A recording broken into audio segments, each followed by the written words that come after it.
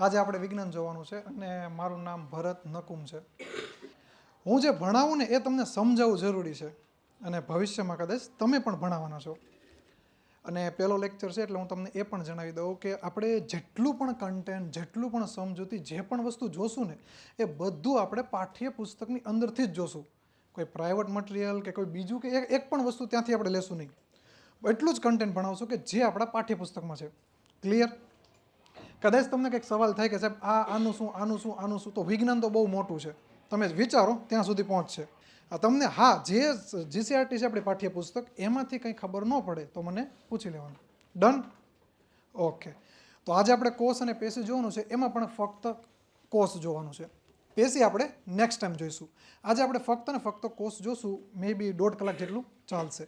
અને આ વિજ્ઞાનની શરૂઆત કોષથી કરવી એ થોડીક અઘરી છે, ઘડીકમાં પચે નહીં. તમને પાચન તંત્ર કે એવું ભણાવીને તો બહુ મજા આવે, પણ આપણે અત્યારે કોષથી શરૂઆત કરશું. હવે પહેલી જ વસ્તુ, કોઈને કઈ આઈડિયા છે કોષ બાબતે? અને હા, જે બોલો ને હાથ ઊંચો કરીને બોલજો, આમ માર્કેટમાં એવા બકાલો લેવા એમ નહીં બોલતા. કોષ વિશે કોઈને કાંઈ ખબર નથી? બોલો. માનવ શરીરનો રચનાત્મક ક્રિયાત્મક એકમ. ઓકે. આની સિવાય બીજું કોઈને? ઇંગ્લિશમાં આવે છે. હે? ઇંગ્લિશમાં આવડે છે. બોલો. Structural and functional unit of life. Yes.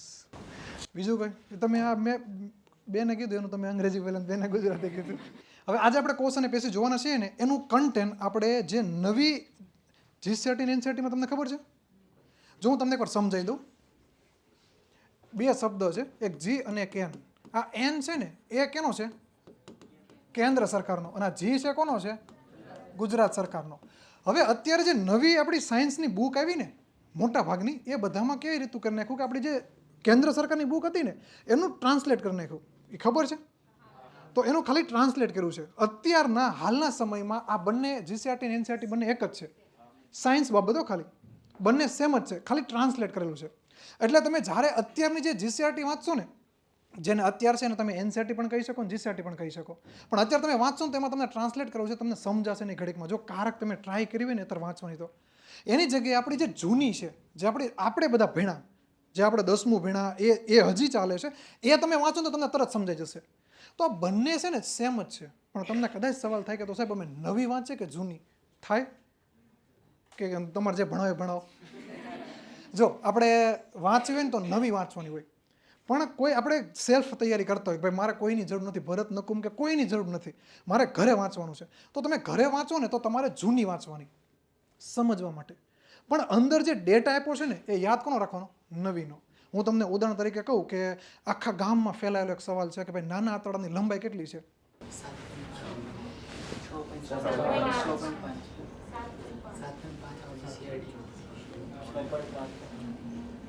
10 રૂપિયા, 20 રૂપિયા. કોઈને કંઈ કેવું છે? હજી કોઈનો જવાબ પરફેક્ટ નથી આવ્યો. તમે 6.5 બોલો છો, પાછળ કંઈ છે નહીં સેમી મીટર કે? જો આપણી જે આંતરડાની લંબાઈ એ જ છે, આપણે માણસો પણ એ જ છીએ, 10 વર્ષથી 20 વર્ષથી એના એ જ છીએ. છતાં પણ આપણી જે જૂની બુક છે ને એમાં 6.5 મીટર કીધું અને નવી આવી ને એમાં 7.5 મીટર કીધું. હવે આપણે માણસ તો એના જ છે ને, 20 વર્ષથી કે બદલાણા જ નથી ને. તો હવે આપણે છે તો ભાઈ આમાં તો એમાં 6.5 અને 7.5નો તફાવત છે. તો પરીક્ષામાં આપણને પૂછે સવાલ અને એમાં ઓપ્શન 7.5 હોય તો આના પર ટીકડું ઘૂંટવું પડે. કેમ કે એ તરત એમ કહેશે કે ભાઈ અમે પાઠ્યપુસ્તક અપડેટ કરી દીધા છે, તમે જોઈ લો. તમે એમ કહેશો કે ભાઈ જૂનામાં 6.5 છે, તો તમને ડાયરેક્ટ એમ કહેશે કે ભાઈ પહેલાં તમે નવા પ્રિફર કરો. તો નવામાં 7.5 છે. મોટે ભાગે આ ઓપ્શન આવતો નથી, આ જ ઓપ્શન આવે છે, પણ તમારે યાદ આ ફરજિયાત રાખવાનું. પછી તમને ખબર હશે ને તો બી તમારો માર્ક્સ જશે. આ સમજણ? તો હવે જૂની અને નવીમાં ખાલી એ જ ચેન્જીસ છે કે તમારે ફક્ત સમજૂતી માટે વાંચવાની છે અને ડેટા આના યાદ રાખવાના છે. ક્લિયર? હવે હું તમને કહી દઉં કે આજે કોર્સ ભણવાના છીએ એ ક્યાંથી લીધેલું છે. તો એમાં નવી જે આપણી હાલની બુક છે, જેમાં ધોરણ 8 એનું ચેપ્ટર નંબર 8, જો તમારે લખવું હોય લખવો, તમારે ગમે ત્યાં મતલબ તો જોવું હોય કે ભાઈ આ ભરત સાહેબ હાચું ભણાવે છે, ખોટું ભણાવે છે, અથવા તો ચોપડી આખી કવર કરતા હો, તો એના માટે કે નવી બુક ધોરણ 8 ચેપ્ટર 8, તેની પછી નવી બુક ધોરણ 9 ચેપ્ટર 5 અને 6 લખ્યું. તેની પછી જૂની બુક ધોરણ 9 એનું ચેપ્ટર 6, 7 અને 8. હું આ એટલા માટે કહું છું કે જે લોકોને સેલ્ફ તૈયારી કરવી હોય તો એના માટે, મતલબ ઘેરેથી વધુ જાણવું હોય તો એના માટે છે. સમજાઈ ગયું? હું ફરીથી બોલી દઉં. નવી બુક ધોરણ 8ની ચેપ્ટર નંબર 8, નવી બુક ધોરણ 9ની ચેપ્ટર નંબર 5 અને 6, અને જૂની બુક જે આપણે બધા ભણ્યા છીએ એ બુક, એમાં ધોરણ 9 ચેપ્ટર નંબર 6, 7 ને 8. ક્લિયર? હા કે ના કે કાંઈ નહીં? ઓકે. હવે આ પીપીટીમાં છે ને હાવ ઓછું લખેલું છે. જે આ સ્લાઇડ દેખે ને એમાં હાવ ઓછું લખેલું છે. તમારે મોટા ભાગનું ધ્યાન તમારે મટીરિયલની અંદર જ રાખવું પડશે, એટલા માટે આપ્યું છે. આ પીપીટીમાં નીકળે ફોટા ને એવું જ બધું આવશે જેમાં જોવાની મજા આવ્યા કરે. તમારે ધ્યાન મટીરિયલની અંદર રાખવાનું છે. ક્લિયર? ઓકે. હવે જુઓ, હું કોર્સ હું છે ને એ સમજાવવાની કોશિશ કરું, સમજજો ખાલી. જ્યારે કહું મટીરિયલમાં જોજો ત્યારે મટીરિયલમાં જોજો. ક્લિયર? હા, અને તમે એવું નહીં વિચારતા કે હું સર્વજ્ઞ છું. હું પોતે સર્વજ્ઞ છું એવું નહીં વિચારતા, કારણ કે મારે જોવું પડે. મને ખાલી સમજાવતા આવડે, મને બધું નથી આવડતું. સમજો છો? ઓકે. હવે હું તમને કોર્સ સમજાવું કે ભાઈ કોર્સનું કામ શું છે. તો હવે આપણને બધાને ખબર છે કે ભાઈ, પહેલાં હું તમને કહું, આ શું છે? એક ઈંટ છે. આ બિલ્ડિંગ બની છે ને એની જાય એક ઈંટ છે. હવે આવી ઈંટ હું ભેગી કરી એટલે શું થશે? એક દિવાલ બનશે. હવે દિવાલ બની તો હવે દિવાલમાં મને જો અત્યારે તમે આ ક્લાસરૂમ જોશો ને તો આ ડિઝાઇનમાં છે. તમે પછી બાજુના અમારા સ્ટાફ રૂમમાં આવશો તો ત્યાં પાછો ચોરસ બોક્સની જેમ જ છે. તમે બિલ્ડિંગને બહારથી જોશો ને તો પાછી અલગ જ દેખાશે. દેખાય છે? પણ બધામાં આપણે ઉપયોગ તો ઈંટનો જ કર્યો ને. હવે અમુક મારી જેમ કહે છે કે ગામડે રહેતા છે, તેમ કહે છે ના સર અમારા મકાન તો બેલાના બનેલા છે. તો એ વસ્તુ અલગ છે, પણ આપણું મકાન મોટે ભાગે ઈંટનું બનેલું હોય. હવે આ ઈંટ છે એમાં જ આપણે દિવાલ બનાવી અને આપણને મન પડે એવું આપણે મકાન બનાવ્યું. હવે તો કદાચ તમને થાય સાહેબ મને નથી ગમતું આ, તો તમારું માની લો કે આમાં બીજું હશે, આવું હશે, આવું હશે, આવું હશે, આવું હશે. તમને મન પડે એવું તમારું મકાન હશે, પણ મકાન હશે પણ બનેલું શેમાંથી છે? ઈંટમાંથી. તમને મન પડે એવું તમે મકાન બનાવી શકો છો, પણ બનેલું શેમાંથી હોય? ઈંટમાંથી. ઈંટને જેવા જેવા મતલબ જે રીતે ડિઝાઇનમાં ગોઠવો એ રીતે ઈંટ બનતી જશે ને મકાન બની જશે. તો હવે આ જ રીતે આપણો કોષ જે છે, આ જ રીતે આપણો જે ઈંટ જેવું કામ કરે ને એવું જ આપણો કોષ કામ કરે. હવે તમે મને જોશો, તમારી જાતને જોશો કાશમાં, એની પછી ઉંદેડાને જોશો, વનસ્પતિને જોશો, તમે ગમે એને જોશો, એ દરેક જેટલા પણ સજીવ છે એ દરેક સજીવ જેવી રીતે ઈંટ છે ને એવી રીતે કોષમાંથી બનેલા છે. મોટા ભાગના બધાના કોષ સરખા જ છે, ખાલી એની ડિઝાઇન જે બની છે એના આધારે આપણે જે હાથી છે ને હાથી કહીએ છીએ, ઉંદેડો છે ને ઉંદર કહીએ છીએ, વનસ્પતિ છે ને વનસ્પતિ કહીએ છીએ.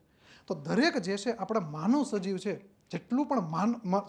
જેટલા પણ સજીવો છે એ બધા શેમાંથી બનેલા છે? કોષમાંથી. મતલબ કે મારું બોડી છે ને એનો તમારે કોઈ પણ પાર્ટ તમે લો, તો હવે અહીંયાથી તમે અહીંયાથી લો, અહીંયાથી લો, અહીંયાથી લો, મન પડે ત્યાંથી લો, એ પાર્ટને તમે લેશો ને ઝૂમ કરશો ને ફૂલ, તો એમાંથી આપણને દેખાશે ને કોષ હશે.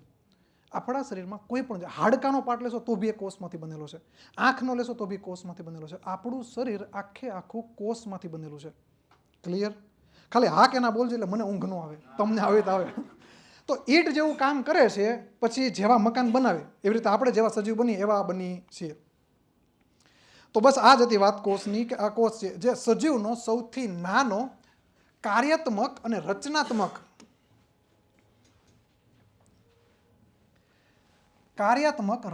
અને પાયાનો એકમ છે. અને આ સેલ જે કોષ છે ને એનું અંગ્રેજી શું થાય? સેલ. એ શેના પરથી આવ્યો? એ શબ્દ કઈ ભાષાનો છે? લેટિન. એનો અર્થ શું થાય? તમે બધા મરી ગયેલની જેમ કેમ બોલો? કે મૂળ જ ને. જો થોડુંક રાખો કોષ, કે એમ કે એવું ઘમંડ છે કે ભાઈ અમે ફેકલ્ટી છે એમ સ્ટુડન્ટ જેમ બેહીનું એકી. કોષ જે છે એ સજીવનો સૌથી નાનો કાર્યાત્મક, રચનાત્મક અને પાયાનો એકમ છે. કોષ જેનું અંગ્રેજી સેલ થાય છે, જે સેલ્યુલા શબ્દ જે છે એના પરથી પડેલો છે. સેલ્યુલા શબ્દ જે છે એ લેટિન ભાષાનો છે અને જેનો અર્થ થાય છે નાનો ઓરડો, નાનો ખંડ, એવું કંઈ પણ લખેલું છે એનો મતલબ શું થશે? સેલ. અને સજીવ સૃષ્ટિના દરેક સજીવની રચના કોષથી બનેલી છે. સજીવનું કોઈ પણ અંગ લેશો કોષથી જ બનેલું છે. તેની પછી હવે થોડુંક આપણને છે ને 9મા ધોરણમાં આપણને 11મું ધોરણ અને 9મું ધોરણ એમાં થોડી હિસ્ટ્રી આપી છે આપણને, જે ફેક્ટ આધારિત છે, કે જે તમારે ફરજિયાત ગોખવાની છે. તો એમાં હું તમને પહેલાં વાત કરું 1665ની, જે બેને કીધી હતી કે 1665 એમાં સૌ પ્રથમ રોબર્ટ હુક સાહેબ એવા. જો આ રોબર્ટ હુક સાહેબ, આ તમારા કદાચ હા લખેલું છે, આ રોબર્ટ હુક સાહેબ એવા, એણે 1665માં એણે પોતે એક સૂક્ષ્મદર્શક યંત્ર બનાવ્યું હતું, અથવા તો જેને તમે વધુ ઝૂમ કરી શકો એવું યંત્ર બનાવ્યું હતું. આ યંત્ર એને બનાવ્યું ને તો એણે એક વનસ્પતિ લીધી. એ વનસ્પતિ બૂચ અથવા તો ઓક,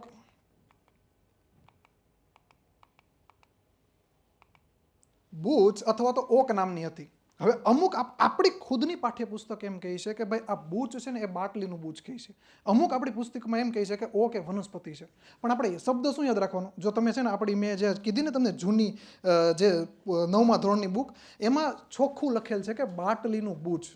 અને આપણી નવી જીસાટીમાં લખેલું છે કે ઓક નામની વનસ્પતિ. એટલે આપણે બંને શબ્દ યાદ રાખવાનું છે, બૂચ અથવા તો ઓક. ક્લિયર?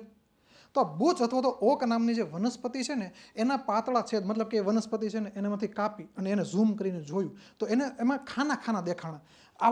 એને ઝૂમ કરીને જોયું હતું.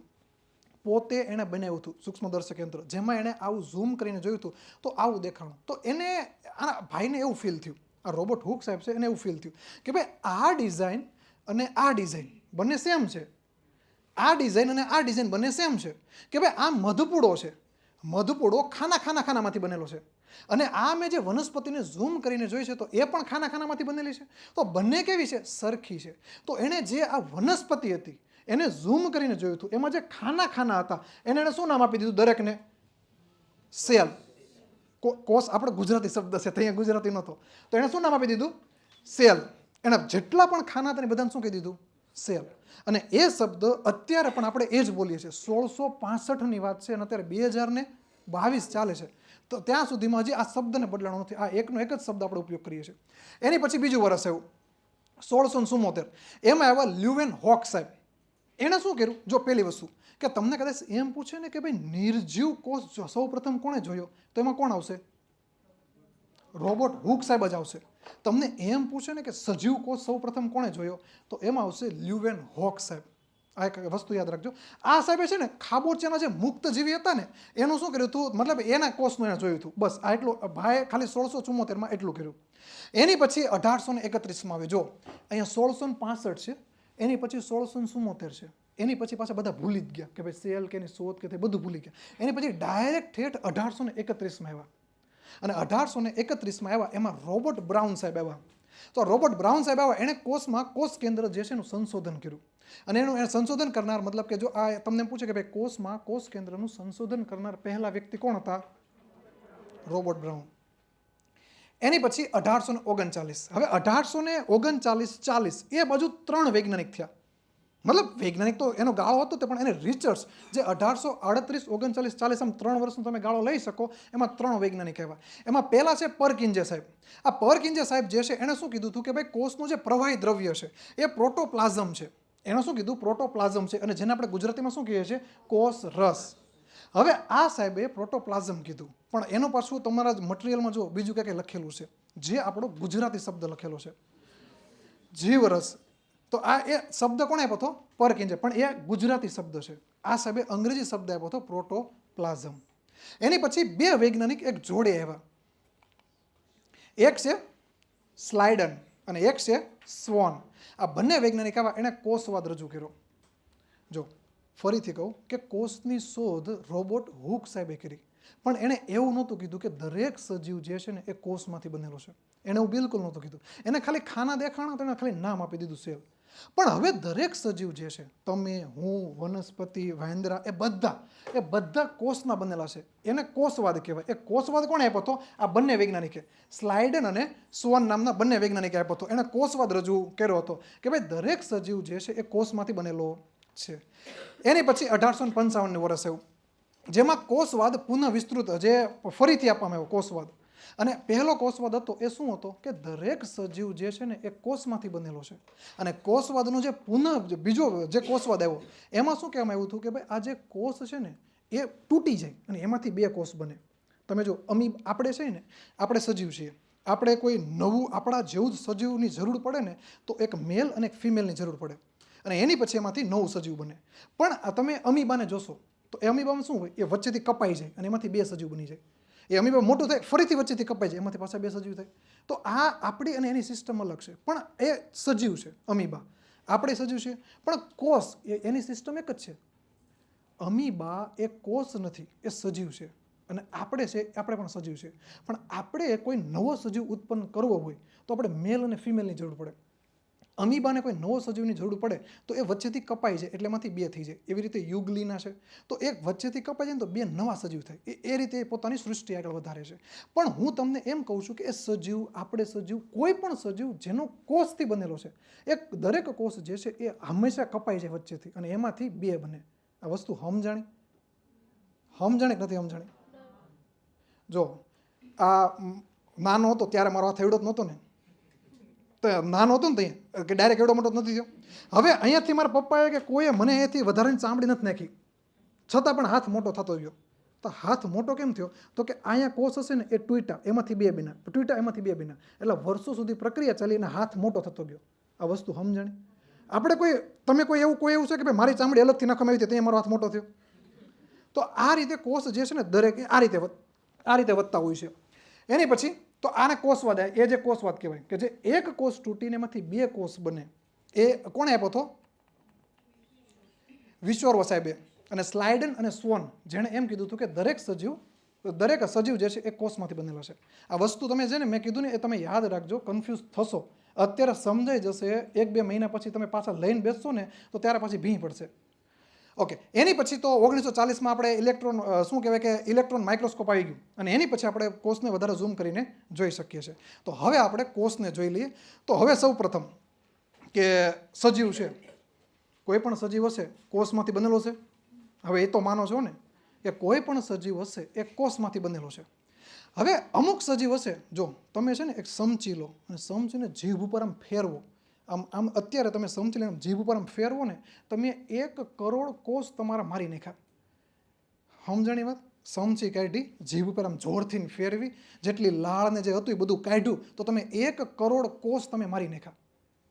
તો એવી રીતે હવે કોષોની સંખ્યા કહું કે અમુક સજીવો જે છે એ સજીવો એક જ કોષમાંથી બનેલા છે અને અમુક સજીવો જે છે એ અનંત કોષમાંથી બનેલા છે. હવે તમે વિચારો કે આપણો કોષ કેવડો છે? મેં ખાલી એક સમચી કીધી આમ તો એમાં 1 કરોડ આવી ગયા, તો હશે કેવડો? એટલે બહુ સૂક્ષ્મ છે કોષ. અને તમે એ વિચારો કે આપણા સાયન્ટિસ્ટો ક્યાં પહોંચ્યા કે આપણે જે કરોડ, જીભમાં કરોડ છે એ પાછા એના પાછા ઝૂમ કરીને જોવે કે આની અંદર શું થાય છે. તો હવે આપણે કોષોની સંખ્યાની વાત કરીએ કે કોઈ સજીવ એક જ કોષમાંથી બનેલું હોય. એક્ઝામ્પલ કોઈને આવડે? તમે છે ને બધા 10, 10, 20, 20 રૂપિયા જ કરવામાં રહ્યો. અમીબા, પેરામિસિયમ, એ બધા એક કોષમાંથી. આ એક સજીવ છે, એક કોષમાંથી બન્યો. હા, એની પછી આપણે કે ગમે તે વનસ્પતિ કે આ પણ એક સજીવ છે, આ પણ એક સજીવ છે. જો પૃથ્વી પર ઘણા ભિન્ન પ્રકારના સજીવો છે. આપણે જોયા નથી એવા આકારના છે, જે આપણે વિચાર્યા પણ નથી એવા આકારના છે. તો અત્યારે તમે વિચારો કે એક સજીવ આવો છે અને એ બીજું વિચારો કે આ અનંત કોષમાંથી બનેલો સજીવ આવો છે. તો હવે તમારી પાસે આ બંને સજીવ છે, પણ આ સજીવ એક કોષમાંથી બનેલો છે અને આ એકથી મતલબ અનંત. તો હવે આ જે સજીવ હશે જે ફક્ત એક કોષમાંથી બનેલો છે એને શું કહેશું? એક કોષીય સજીવ અને બહુકોષીય સજીવ. અને ઉદાહરણ તમારી સામે જ છે કે ભાઈ અમીબા, પેરામિસિયમ, ચપ્પલ જેવો આકાર ધરાવે. અને એની પછી આપણે માણસ, વનસ્પતિ, એ બધા કેવા છે? બહુકોષીય સજીવ. અને આમાં જે UNI એટલે કે યુની લખેલ છે એનો મતલબ શું થાય? એક. હે? હા, એક. બીજું કોઈ કંઈ? ઓકે. અને અહીંયા લખેલું છે મલ્ટી, એનો મતલબ 1થી વધારે. આ સમજાઈ ગયું? Okay, done. તેની પછી હવે કોષના કદની વાત કરીએ. તમને કદાચ એમ થાય કે સાહેબ હાથી એવડો મોટો, ઉંદર એવડો એવો, તો બંનેના કોષ સરખા હશે કે હાથીના કોષ એવડા થઈને મૂકાણા છે? તમને કદાચ એવો સવાલ થાય તો હાથી હોય કે ઉંદર હોય કે જીરાફ હોય કે પછી ડાયનોસોર હોય, બધાના કોષ નાના જ હોય. જે સજીવ છે એના કદ ઉપર નથી જતું. ફરીથી, કોષ જે છે એ સજીવના કદ ઉપર નથી જતું, બધા સૂક્ષ્મ જ હોય છે. હા, અમુક કોષો જે છે એ કદમાં બહુ મોટા હોય, અમુક કોષો જે છે તો બહુ જ નાના હોય. આ વસ્તુ સમજાણી? તો જો હવે કોષનું કદ જોઈએ કે તમે 1 મીટર આને કેટલું કહેવાય? 1 મીટર. આ મારા હાથ જે છે ને એવડો તમારે એક દોરો લેવાનો અને આ દોરાના 10 લાખ ટુકડા કરવાના. થશે કોઈથી? તો આપણે કરીએ તાર પ્રયોગ. તો 10 લાખ ટુકડા કરવાના અને એમાંથી એક ટુકડો જે વધે ને એની જેવડો કોષ છે. અને એને આપણે શું કહીએ છીએ? માઇક્રોમીટર અથવા તો માઇક્રોન. એ તો ખબર છે ને, 10⁻⁶. તો એ એક જે કોષ હોય ને એનું મોટે ભાગે જે કદ હશે ને એ માઇક્રોમીટરમાં જશે. હવે 1 મીટરના 10 લાખમાં ભાગમાં કોષનું કદ મોટે ભાગે આવે છે. પણ તમે મોટા મોટા કોષ પણ જોયા છે, એ હું તમને હમણાં કહું. તો આ જોવા માટે આપણી પાસે એક જ ઓપ્શન છે, માઇક્રોસ્કોપ. અને એમાં આપણે તમે જોયું હશે કે ભાઈ આ તમે ઓર્ટ્રીસ, જે મતલબ શાહમૃગ, એનો તમે ઈંડું જોશો ને તો મે બી એવડું આવે. એ પોતે ખાલી એક જ કોષ છે શાહમૃગનું. ઓકે, મરઘીનું જ જોયું ને? હા, તો એ પણ ખાલી એક જ કોષ છે, ફક્ત એક જ કોષ છે. તો આ બધા એક કોષના બનેલા છે અને આ પણ એક જ કોષનું બનેલું છે. તો અહીંયા જુઓ, 0.1 થી 0.5 માઇક્રોમીટર જે બેક્ટેરિયલ કોષ છે એની સાઇઝ કેટલી છે? 0.1 થી 0.5 માઇક્રોમીટર. અને આ આપણા પૃથ્વી પરનું સૌથી નાનામાં નાનો કોષ છે. અને એની પછી આપણા પૃથ્વી પરનો સૌથી મોટામાં મોટો કોષ કયો છે? શાહમૃગનું ઈંડું. અને જેની શું કહેવાય કે 170 એમ એટલે મિલીમીટર, મિલીમીટર બાય 130 મિલીમીટર એટલી જ એની સાઇઝ છે. ટૂંકમાં કે એવડું આવે. આ પણ એક કોષ છે અને આ પણ એક કોષ છે. આ માઇક્રોમીટરમાં છે, આ મિલીમીટરમાં છે. તો સૌથી નાનો કોષ કયો? હા, એમાં પણ અલગ, એમાં કાઉન્સમાં લખેલું છે જુઓ. હા, એ એનું ઓરિજિનલ નામ છે. અને એ જે છે ને એ સજીવ બેક્ટેરિયા છે. સમજાય છે? જો આમાં તમને એમ લખેલું છે કે ભાઈ કોષ જે છે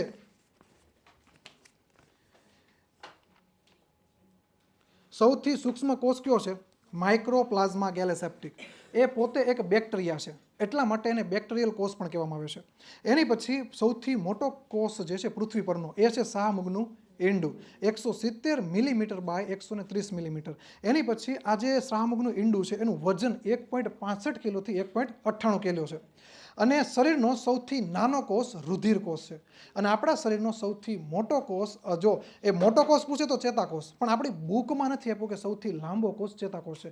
એ સાયન્ટિફિકલી પ્રૂફ છે. આ વસ્તુ સમજાય છે? ચેતાકોષ છે ને એ આપણા શરીરનો સૌથી મોટો કોષ છે અને સાયન્ટિફિકલી પ્રૂફ આપણા શરીરનો સૌથી લાંબો કોષ ચેતાકોષ છે. આ બંને શબ્દ આપેલા છે એટલે આપણે લાંબો પૂછે કે મોટો પૂછે એમાં એક જ જવાબ આવશે. હા, અને જો પછી તમને કદાચ એમ સ્પેશિયલ પૂછે કે ભાઈ મહિલાઓમાં સૌથી મોટો કોષ કયો, તો કયો આવશે? અંડકોષ આવશે. મહિલાઓમાં, મતલબ કે પુરુષમાં નથી, મહિલામાં છે, તો એમાં સૌથી મોટો કોષ કયો આવશે? અંડકોષ. ઓકે, તેની પછી હવે જો કદાચ તમને તમે હમણાં જોયું કે કદાચ તમને સવાલ થાય કે જો આપણો કોષ છે ને એ પછી સેમ જ હોય. મારો આ હાથ છે ને તો હાથ છે ને એ પ્રમાણેના કોષ અલગ હોય. મારી આંખ છે તો આંખના કોષ અલગ હશે. મારું આ થોબડું છે તો એના કોષ અલગ હશે. પછી અંદર જે હૃદય ધબકે છે એનું પણ કોષ અલગ હશે, પણ હશે બધા કોષ હશે. પણ આ બધા કોષ ભેગા થઈને અલગ અલગ કામ કરે. મારે શ્વાસ લેવો હોય ને તો મારો હાથ કામ ન કરે, ત્યાં મારે ફરજિયાત ફેફડાની જરૂર પડે. મારે લોહીનું પમ્પિંગ કરાવવું હોય ને તો ત્યાં મારા હાથની જરૂર ન પડે, ત્યાં મારે ફરજિયાત હૃદય જોઈએ. તો આ રીતે અમુક કોષો છે ને સરખા ભેગા થાય અને એ પોતાનું કામ કરે. શેમાં? જે બહુકોષીય સજીવો છે એની અંદર. આ વસ્તુ હું પહેલો સમજણ કે જે બહુકોષીય સજીવ છે ને એની અંદર અલગ અલગ કામ. તમે સવારથી લઈ અને સાંજ સુધીમાં જેટલું પણ કરો ને, સવારથી લઈને સાંજ સુધીમાં, એમાં તમે મતલબ વિચારો, ખાઓ, એનું પાચન થાય, શ્વાસ લો, તો દરેકનું કામ અલગ અલગ છે. અને એના માટેના અલગ અલગ કોર્સ બનેલા છે. જો ઓલો તમે સાંભળ્યું છે ને, કપિલ શર્મામાં આવે, મને નામ ભૂલાઈ ગયું, પેલો વકીલ હમણાં નવું કેરેક્ટર છે, એ એમ બોલે છે કે ભાઈ સીધા સીધા કુછ નહીં હોતા, જો યાદ હોય તો એ શું કહે છે કે ભાઈ સબસે પહેલે ફલ દેખા આંખને, લાલચ જાગી મન મેં. બધાના કામ જો અલગ અલગ છે. જોવાનું કામ કોણે કર્યું? આંખે. તો આંખના કોષ કેવા છે? અલગ છે. લાલચ જાગી મનમાં, તો મનના કોષ અલગ છે.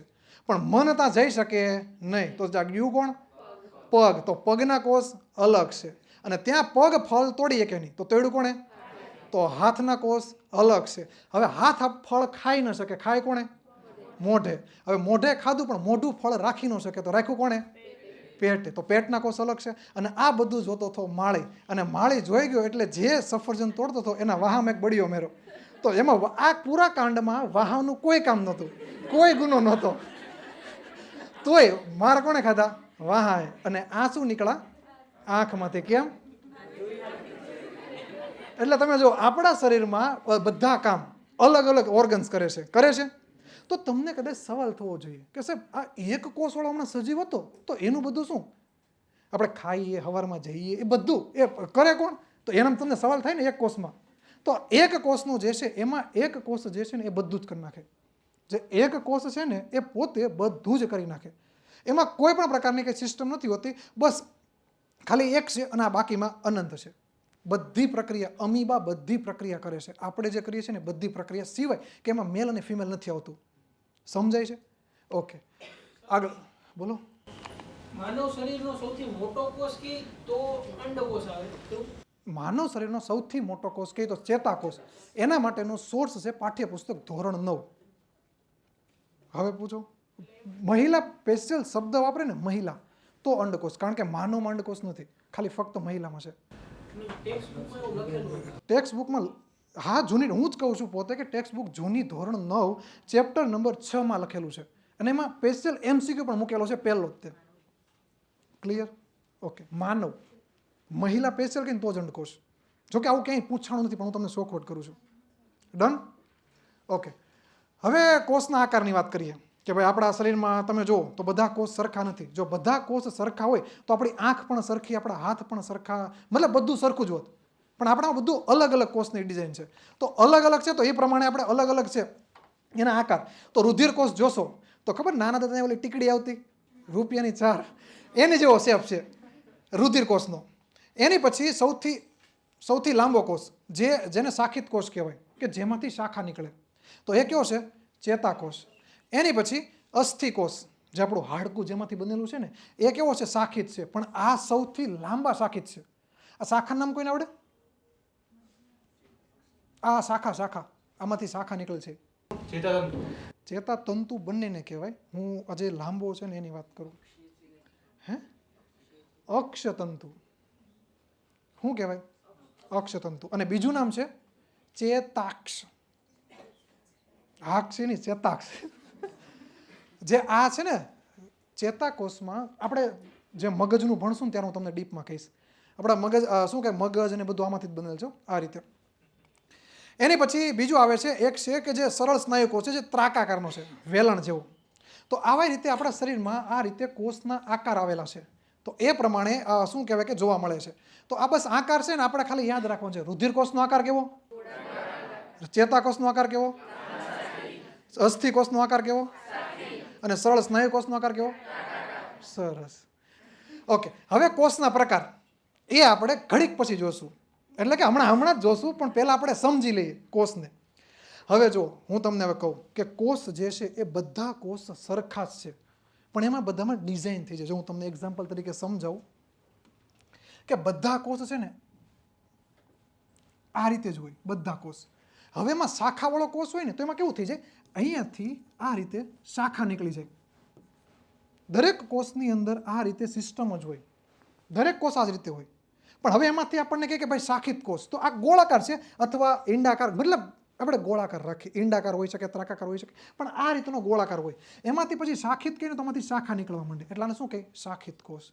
એમાંથી પછી જો એવો સેમ જ કોષ છે, એમાંથી શાખા જ નીકળે છે, પણ એમાંથી એકાદી શાખા બહુ લાંબી નીકળી જાય, તો આને શું કહે?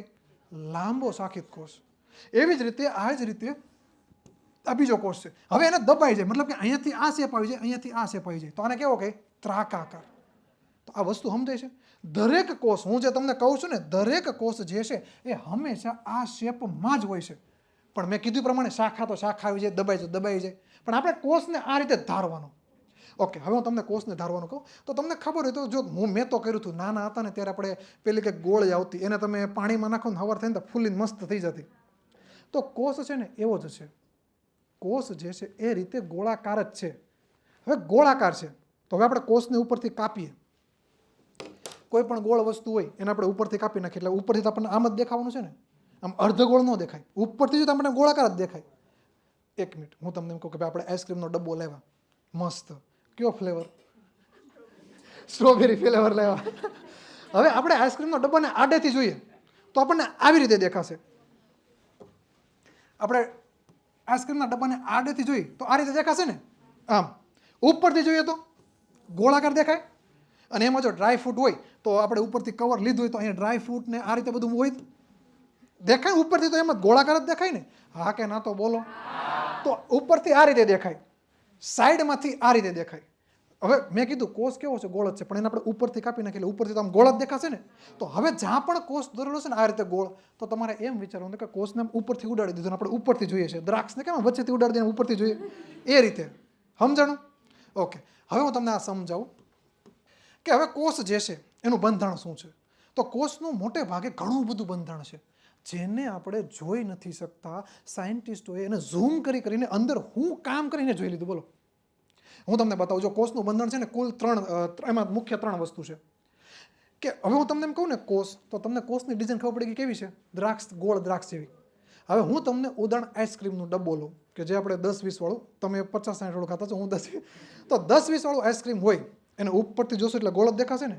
હા, તો હવે હું આઈસ્ક્રીમનો ડબ્બો છે ને એને તમે જ્યાં સુધી આખો લેક્ચર પૂરો ન થાય ત્યાં સુધી તમે એને જ કોષ માનજો. ક્લિયર?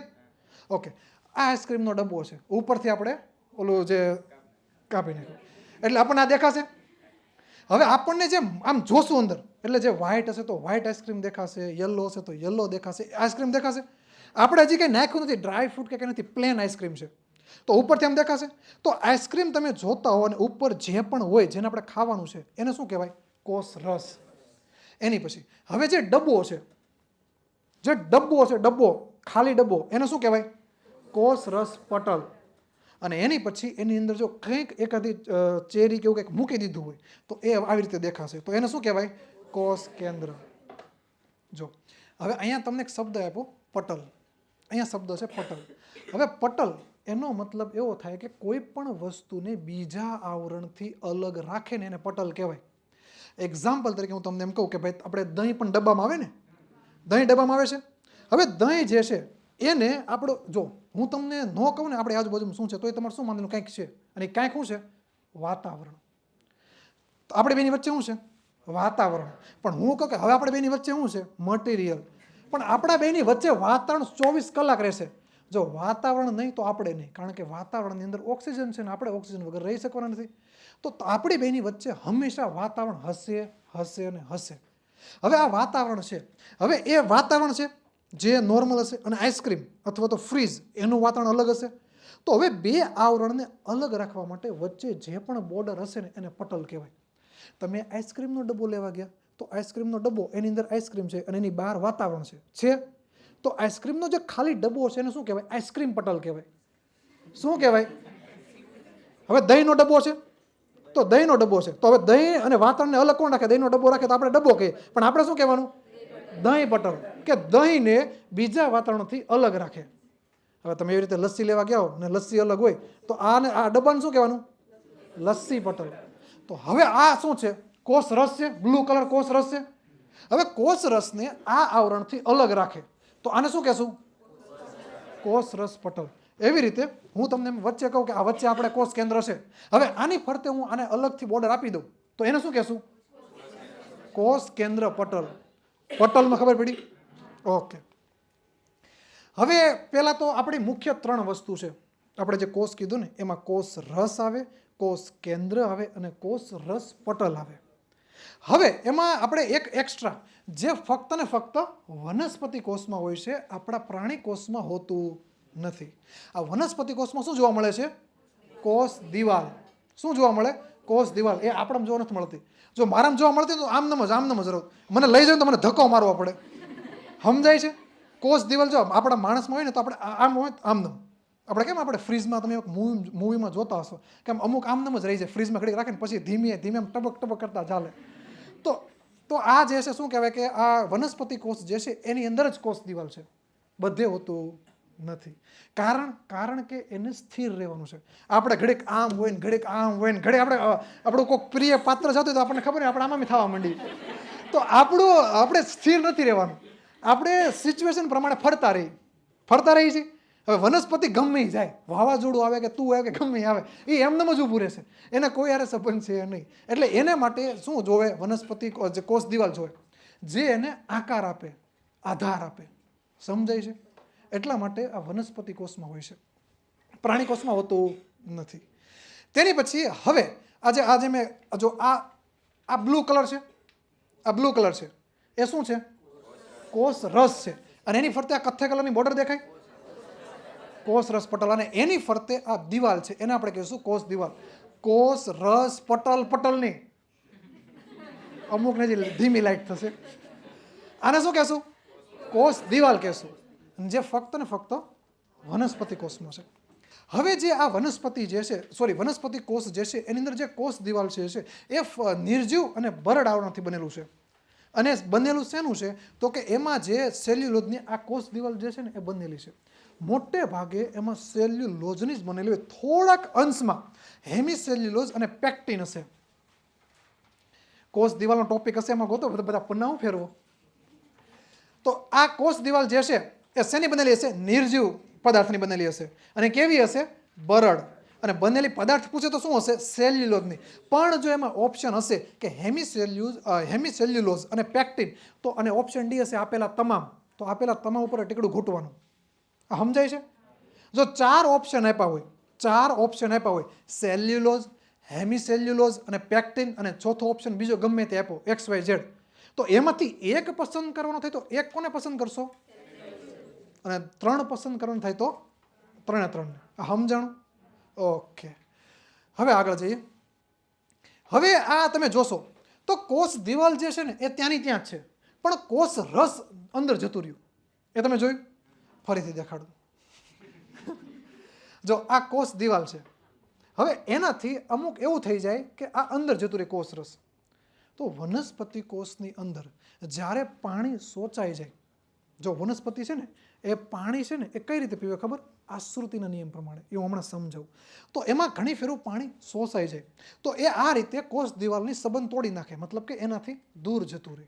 તો આ પ્રક્રિયાને રસ સંકોચન કહેવાય. આ વનસ્પતિ કોષમાં જોવા મળે છે, રસ સંકોચન. તેની પછી હવે કોષ દિવાલ જે છે એના કાર્યની વાત કરીએ તો કે ભાઈ એનો આ વનસ્પતિ હશે એનો આકાર જાળવવામાં એને મદદ કરે છે. તે કોષમાંથી પાણી અને પ્રવાહીમાં જે પદાર્થો રહેલા છે એને અંદર આવવા દે, બહાર લઈ જાય છે. મોટે ભાગે હવે જો, હવે આપણે છે ને માણસ, એની પાસે કોષ દિવાલ નથી, નકર તો આપણે આમનામ જ રહે, સ્ટેચ્યુ જ રહે. વનસ્પતિમાં છે. હવે વનસ્પતિ જે છે એને બહારથી કંઈક તો લેવું ને, ઓક્સિજન લેવું, પાણી લેવું, કંઈક તો લેવું ને, તો એને લેવા માટે મદદ કોણ કરે? કોષ દિવાલ. હવે માણસ છે અથવા તો કોઈ પણ બીજા સજીવ છે જેને કોષ દિવાલ નથી, તો એને ડાયરેક્ટ બહાર કોણ હશે? કોષ રસ પટલ હશે. કોણ હશે? કોષ રસ પટલ હશે. તો માણસ જે છે જેની અંદર કોષ દિવાલ નથી, એની અંદર આ પાણીનું નિયમન કોણ કરશે? કોષ રસ પટલ. આ સમજણ? અને કોષને વધુ પડતા જલ શોષણ જે છે, વધારે પડતું પાણી એની અંદરથી શોષાઈ ન જાય એમાં મદદ કરે છે અને આંતરિક મજબૂતાઈ આપે છે. ઓકે, હવે નેક્સ્ટ કોષ દિવાલ એ પૂરી થઈ અને એની પછી હવે આવશે કોષ રસ પટલ અથવા કોષીય પટલ. હવે તમને પટલ લખેલું છે એનો મતલબ આ કોષ છે એની રક્ષણ કરશે અથવા કોષ રસ જે છે એને બીજા આવરણથી અલગ કરશે. હવે કોષ રસ પટલ જે છે એની વાત કરીએ તો કોષ રસ પટલ જે છે એના બંધારણની વાત કરીએ તો એના બંધારણ જે છે એમાં 75% ફોસ્ફોલિપિડ છે, પ્લસ 25%માં 3 વસ્તુ છે. કોણ કોણ? પ્રોટીન, કોલેસ્ટ્રોલ અને પોલિસેકેરાઇડ. ફરીથી જે કોષ રસ પટલ, જો અમુક જગ્યાએ છે ને પટલ, જે આપણી જૂની GCRT છે ને એમાં સ્તર લખેલું છે, પટલની જગ્યાએ શું લખેલું છે? સ્તર. તો ઘણી જગ્યાએ તમે કોષ રસ સ્તર વાંચો ને તો બી આનો મતલબ આ જ થશે. સમજણ? ઓકે, હવે હું તમને પૂછું છું, જોઈને જ બોલવાનું છે, કોઈ બગા આવે તો ઉડી જશે. જે કોષ રસ પટલ જે છે એના બંધારણની અંદર 75% કોણ છે? ફરીથી 75% કોણ છે? 25%માં 3 વ્યક્તિ છે. પહેલો, બીજો, ત્રીજો. ઓકે, એના બંધારણની અંદર વાત કરું છું. તેની પછી હવે આ કોષ રસ પટલ એનું એક જ કામ ઘણા બધા છે, પણ એનું મુખ્ય કામ કયું? બહારનું વાતાવરણ છે ને એનાથી અલગ રાખે અથવા બાજુવાળા કોષ જે છે એનાથી અલગ રાખે. હવે આપણું ઘર અને બાજુવાળાનું ઘર બંનેનું ભેગું થાય તો આપણને પોહાય નહીં, આપણે ક્યાં પૈસા મૂકીને ખબર પડી જાય. તો આપણે વચ્ચે આપણે શું કરીએ છીએ? દિવાલ. જેના લીધે એ આપણી ઘેર ન આવીએ કે આપણે એની ઘેર ન જઈ શકીએ. તો હવે એવી જ રીતે આ કોષ રસ પટલ જે છે ને એ બાજુવાળા કોષથી આ કોષને અલગ રાખે. એની પછી બહારનું જે વાતાવરણ છે એનાથી એને રક્ષણ આપે. આ સમજણ? કોષ રસ પટલનું કામ. ઓકે, એની પછી કોષ રસ પટલ જે છે એને જીવ રસ પટલ કહેવાય. હવે અહીંયા છેલ્લે પટલ શબ્દ આવ્યો તો એનો મતલબ એ કોકને રક્ષણ આપતો હશે. કોને રક્ષણ આપે? જીવરસને. જીવરસને રક્ષણ આપતું છે. અહીંયા શબ્દ કયો? પટલ. તો એનો મતલબ કે આ કોષ રસ પટલ છે એનું બીજું નામ શું છે? જીવરસ પટલ. તો એનો મતલબ પટલ શબ્દ આવ્યો તો કોઈક જીવરસ જે છે એનું એ રક્ષણ કરે છે. એ જીવરસમાં કોણ કોણ આવે? આ યલો કલર શું છે? કોષ કેન્દ્ર. અને બ્લુ કલર કોણ છે? તો કોષ રસ અને કોષ કેન્દ્ર એ બંનેને જીવરસ કહેવાય છે. તો જે કોષ કેન્દ્ર અને કોષ રસ એ બંનેને જીવરસ કહેવાય. અને બંનેનું રક્ષણ કોણ કરે? આ પટલ. એટલે એને જીવરસ પટલ કહેવાય. સમજાણું? ઓકે. તેની પછી હવે આપણે ફક્ત ને ફક્ત તમારી સામે કોષ નથી, તમારે જે આપણો ડબ્બો છે ને આઈસ્ક્રીમનો, હવે આપણે સામે જે ડબ્બો હતો ને, હવે ડબ્બાની વાત કરું. પહેલી વસ્તુ, આ ડબ્બો છે, જાડો ઉપરથી આપણે જોઈએ છે. હવે એમાં તમે જોતા હશો કે આ ડિઝાઇન નથી, આ શું છે? છિદ્ર. કોષ રસ પટલ જે છે એની અંદર શું આવેલા છે? આવા છિદ્રો આવેલા છે. એટલે કોષ રસ પટલ છિદ્રાળુ છે. હવે છિદ્રાળુ છે તો એનું કંઈક કામ પણ હશે. પહેલી વસ્તુ, કોષ રસ પટલ, કોષીય પટલ, જીવ રસ પટલ, એને પસંદગીશીલ પ્રવેશશીલ પટલ કહેવાય. તમે સાહેબ કહો કે પટલમાં બધું પટલ થઈ ગયું. ફરીથી, જીવ રસ પટલ, કોષ રસ પટલ, કોષીય પટલ એ ત્રણેયને પસંદગીશીલ પ્રવેશશીલ પટલ કહેવાય. હવે અહીંયા બે શબ્દો છે, પસંદગીશીલ અને પ્રવેશશીલ.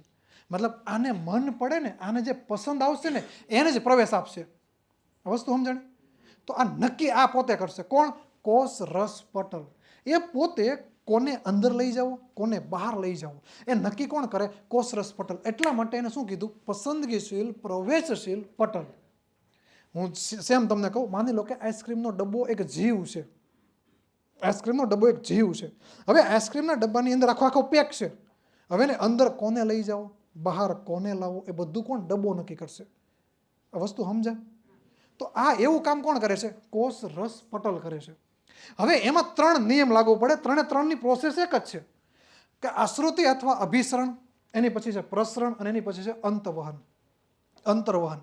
હવે જો આમાં થાય કેવું, હું તમને સમજાવું.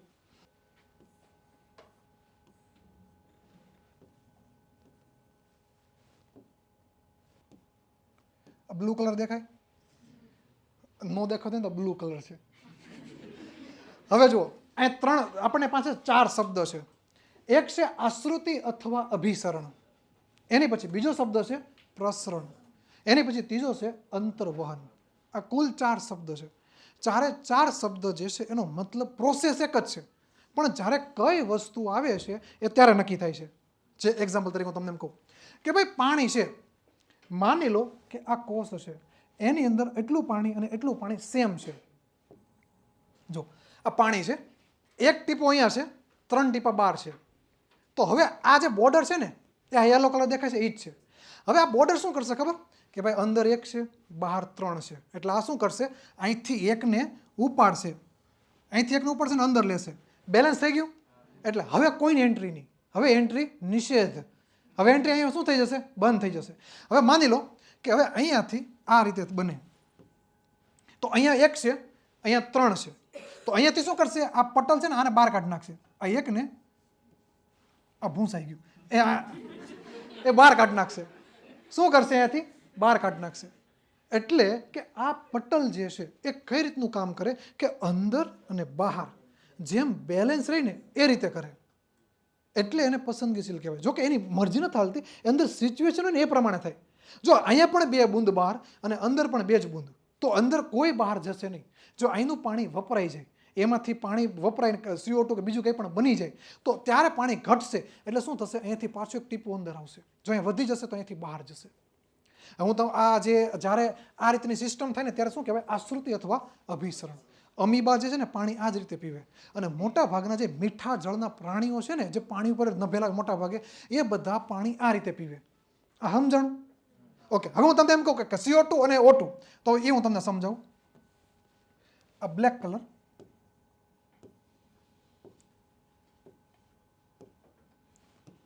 આ બ્લેક કલર આપણે O2 રાખીએ.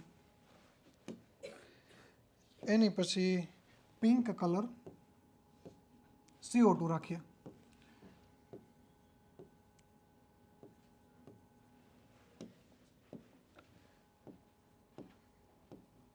તો હવે તમારી પાસે, હવે તમને ખબર છે કે આપણે શ્વાસમાં શું લઈએ?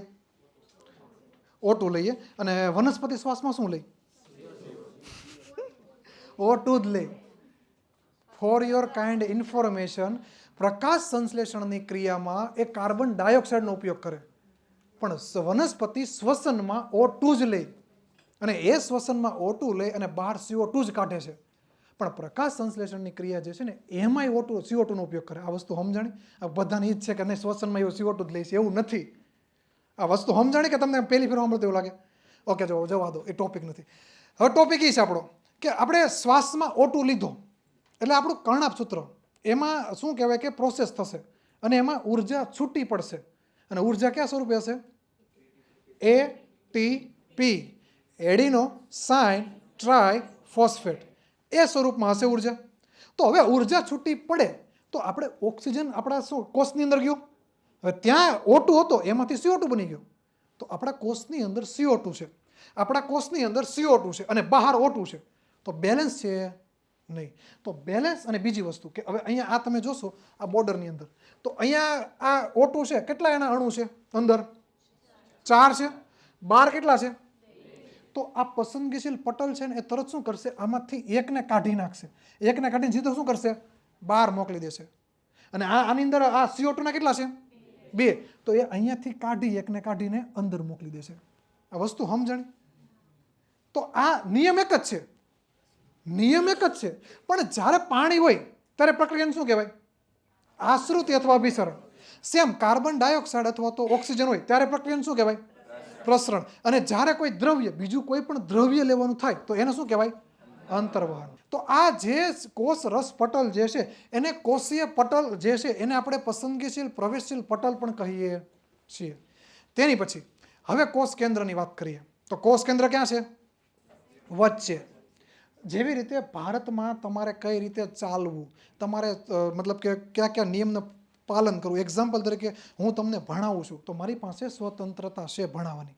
હું વોકિંગ કરું છું તો મારી પાસે એ પણ છે. બહાર જઈને હું કંઈ પણ બોલું તો એ પણ મારી પાસે સ્વતંત્રતા છે. પણ આ બધી સ્વતંત્રતા કોણે આપી? કેન્દ્રમાં, જેમાં આપણે બંધારણ પાસ કર્યું એણે આપી. મતલબ ભારતનું સંચાલન દિલ્હીથી થાય છે. થાય છે? ગુજરાતનું ગાંધીનગરથી. તો એવી જ રીતે આપણું કોષ જે છે એનું બધું સંચાલન ક્યાં થાય? કોષ કેન્દ્રની અંદર. કે તમારે કેટલી ઉર્જા લેવી, તમારે કેટલો ખોરાક ખાવો, ખોરાક વધ્યો તો એને ક્યાં સાચવવો, બધું જ નક્કી કોણ કરે? કોષ કેન્દ્ર. જો આપણે તમને બધું તમે ગમે તે વિચારતો, પણ આપણું શરીરનો તમે કોઈ પણ કચરો કાંટો તો એમાંથી તમે એ શું કરશે ને એ નક્કી કોષ કેન્દ્ર જ કરશે. તમે ખોરાક ખાધો, તમારું ફાઇંદ વધી ગઈ, અથવા તો તમે જીમમાં જાઓ, તમારું મસલ બની ગયા, એ બધું કોષ કેન્દ્ર નક્કી કરે છે. તમે એમ કહો કે મેં ડમ્બલ ઉપાડી લીધા, ના, એ નક્કી કોષ કેન્દ્રીય કર્યું કે હવે આની અંદર એટલો જ પદાર્થ લેવો, હવે આની અંદર એટલો જ લેવો, એ ત્યારે જ નક્કી થાય. ટૂંકમાં આપણા શરીરની અંદર એક નાનું ઉદાહરણ આપું કે સવારમાં તમને ભૂખ લાગે ને તો એ નક્કી કોણ કરે? કોષ કેન્દ્ર નક્કી કરે. પછી આપણું મગજ, તમને ના સાહેબ મગજ, એટલે ભાઈ મગજ કોષ શું કહે કે કોષમાંથી જ બનેલું છે.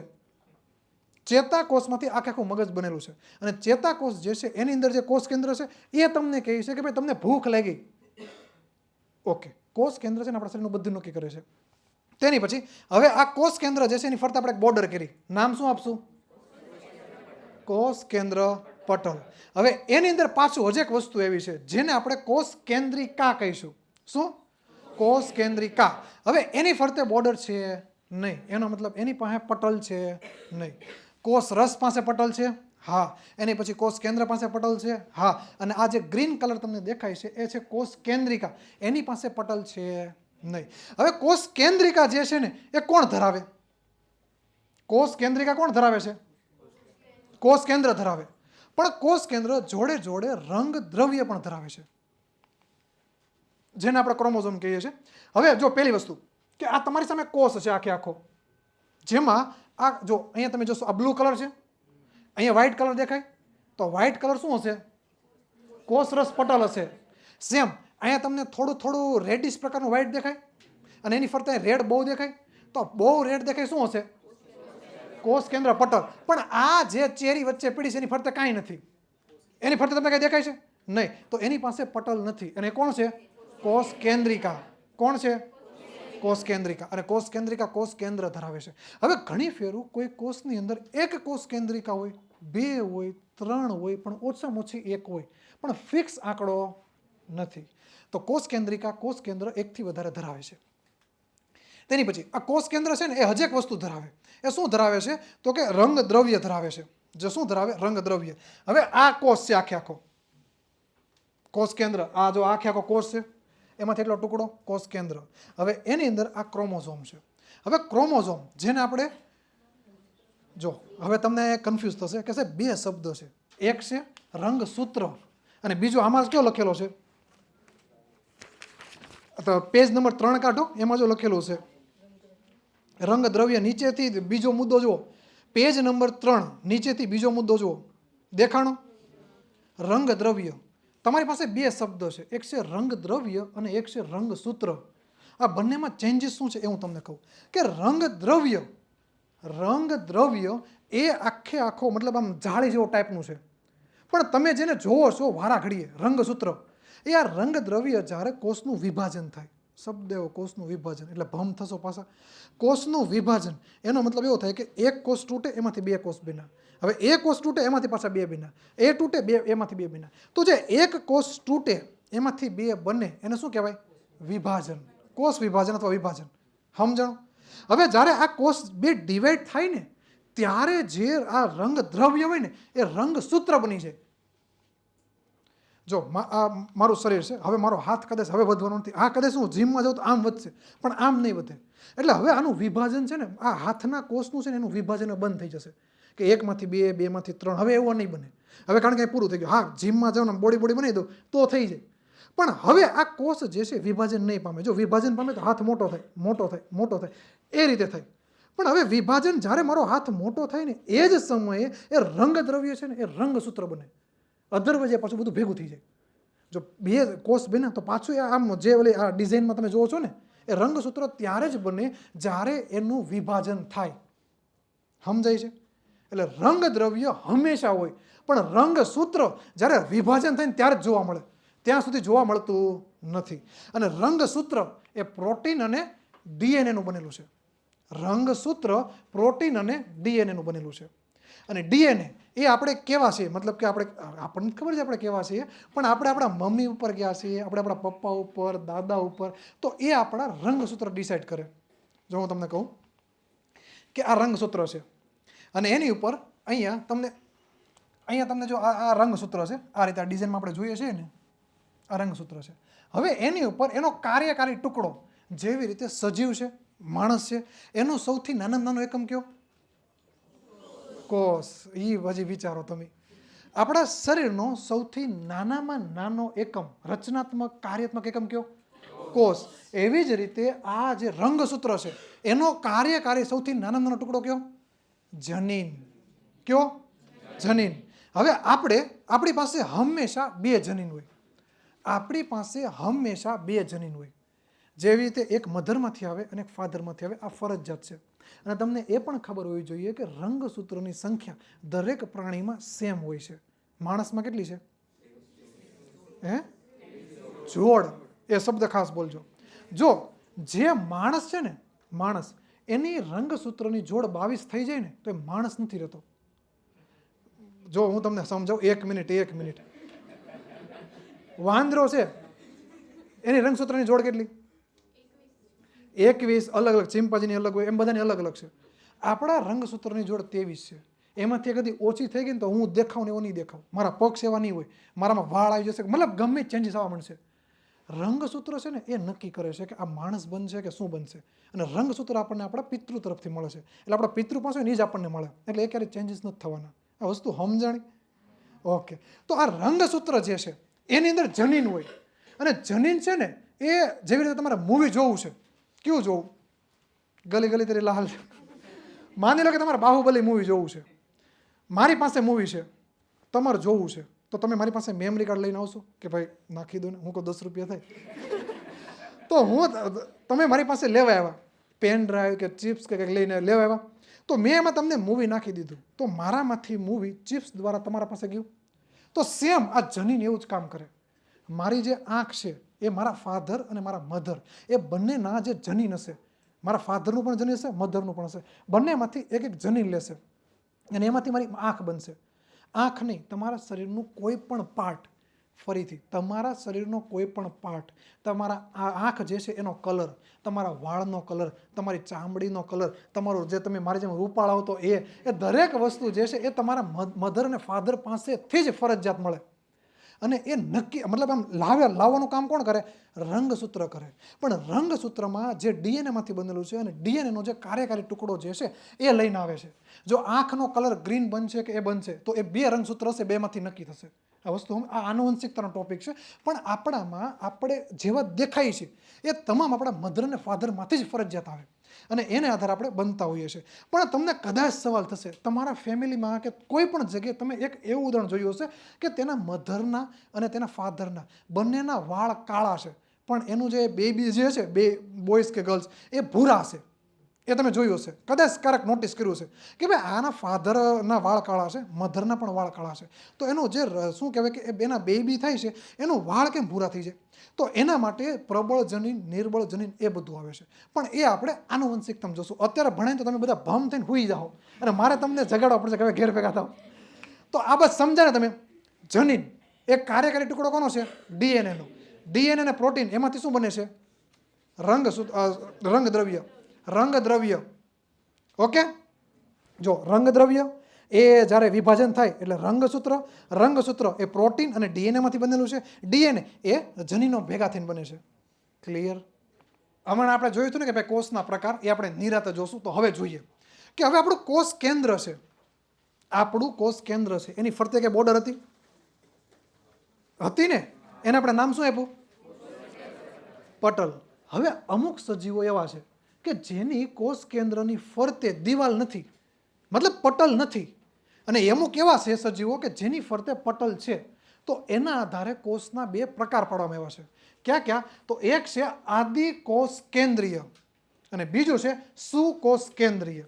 હવે જે બેક્ટેરિયા છે અથવા તો બીજા કોઈ બહુકોષીય સજીવો છે એનું કોષ કેન્દ્ર મતલબ કે એકદમ પરફેક્ટ નથી હોતું, ગમે ત્યાં રખડતું હોય, એની ફરતે બોર્ડર નથી, એ રીતનું હોય છે. તો એ જે છે એને શું કહેવાય? મતલબ એવા જે સજીવો છે એને શું કહેવાશે? આદિ કોષ કેન્દ્રીય સજીવ.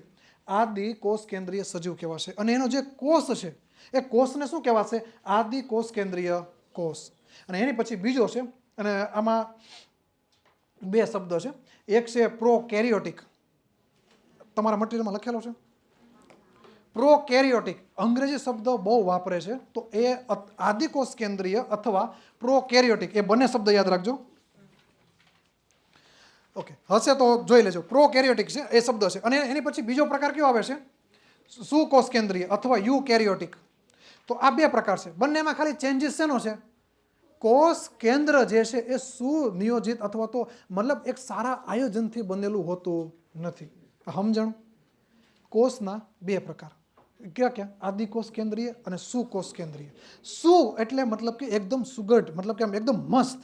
મસ્ત એનો મતલબ શું થાય? કે કોષ કેન્દ્ર જે છે એ મસ્ત રીતે ગોઠવાયેલું છે, ટૂંકમાં કે એની ફરતે બોર્ડર છે એટલે કે પટલ છે. તો આદિકોષ કેન્દ્રીયમાં પટલ નથી. આ 2 તફાવત ધ્યાન રાખજો. તમને જોજો, તમે તમારી જાતને ટ્રાય કરજો, તમે યાદ નહીં રાખો ને તો મારો પછી જ્યારે નેક્સ્ટ લેક્ચર હશે ને ત્યારે તમને હું કંઈ પૂછે ને કે આદિમાં શું હોય ને સુમાં શું આવે, ત્યારે તમે કહેશો સુમાં શું આવી ખબર જ નથી. સમજે?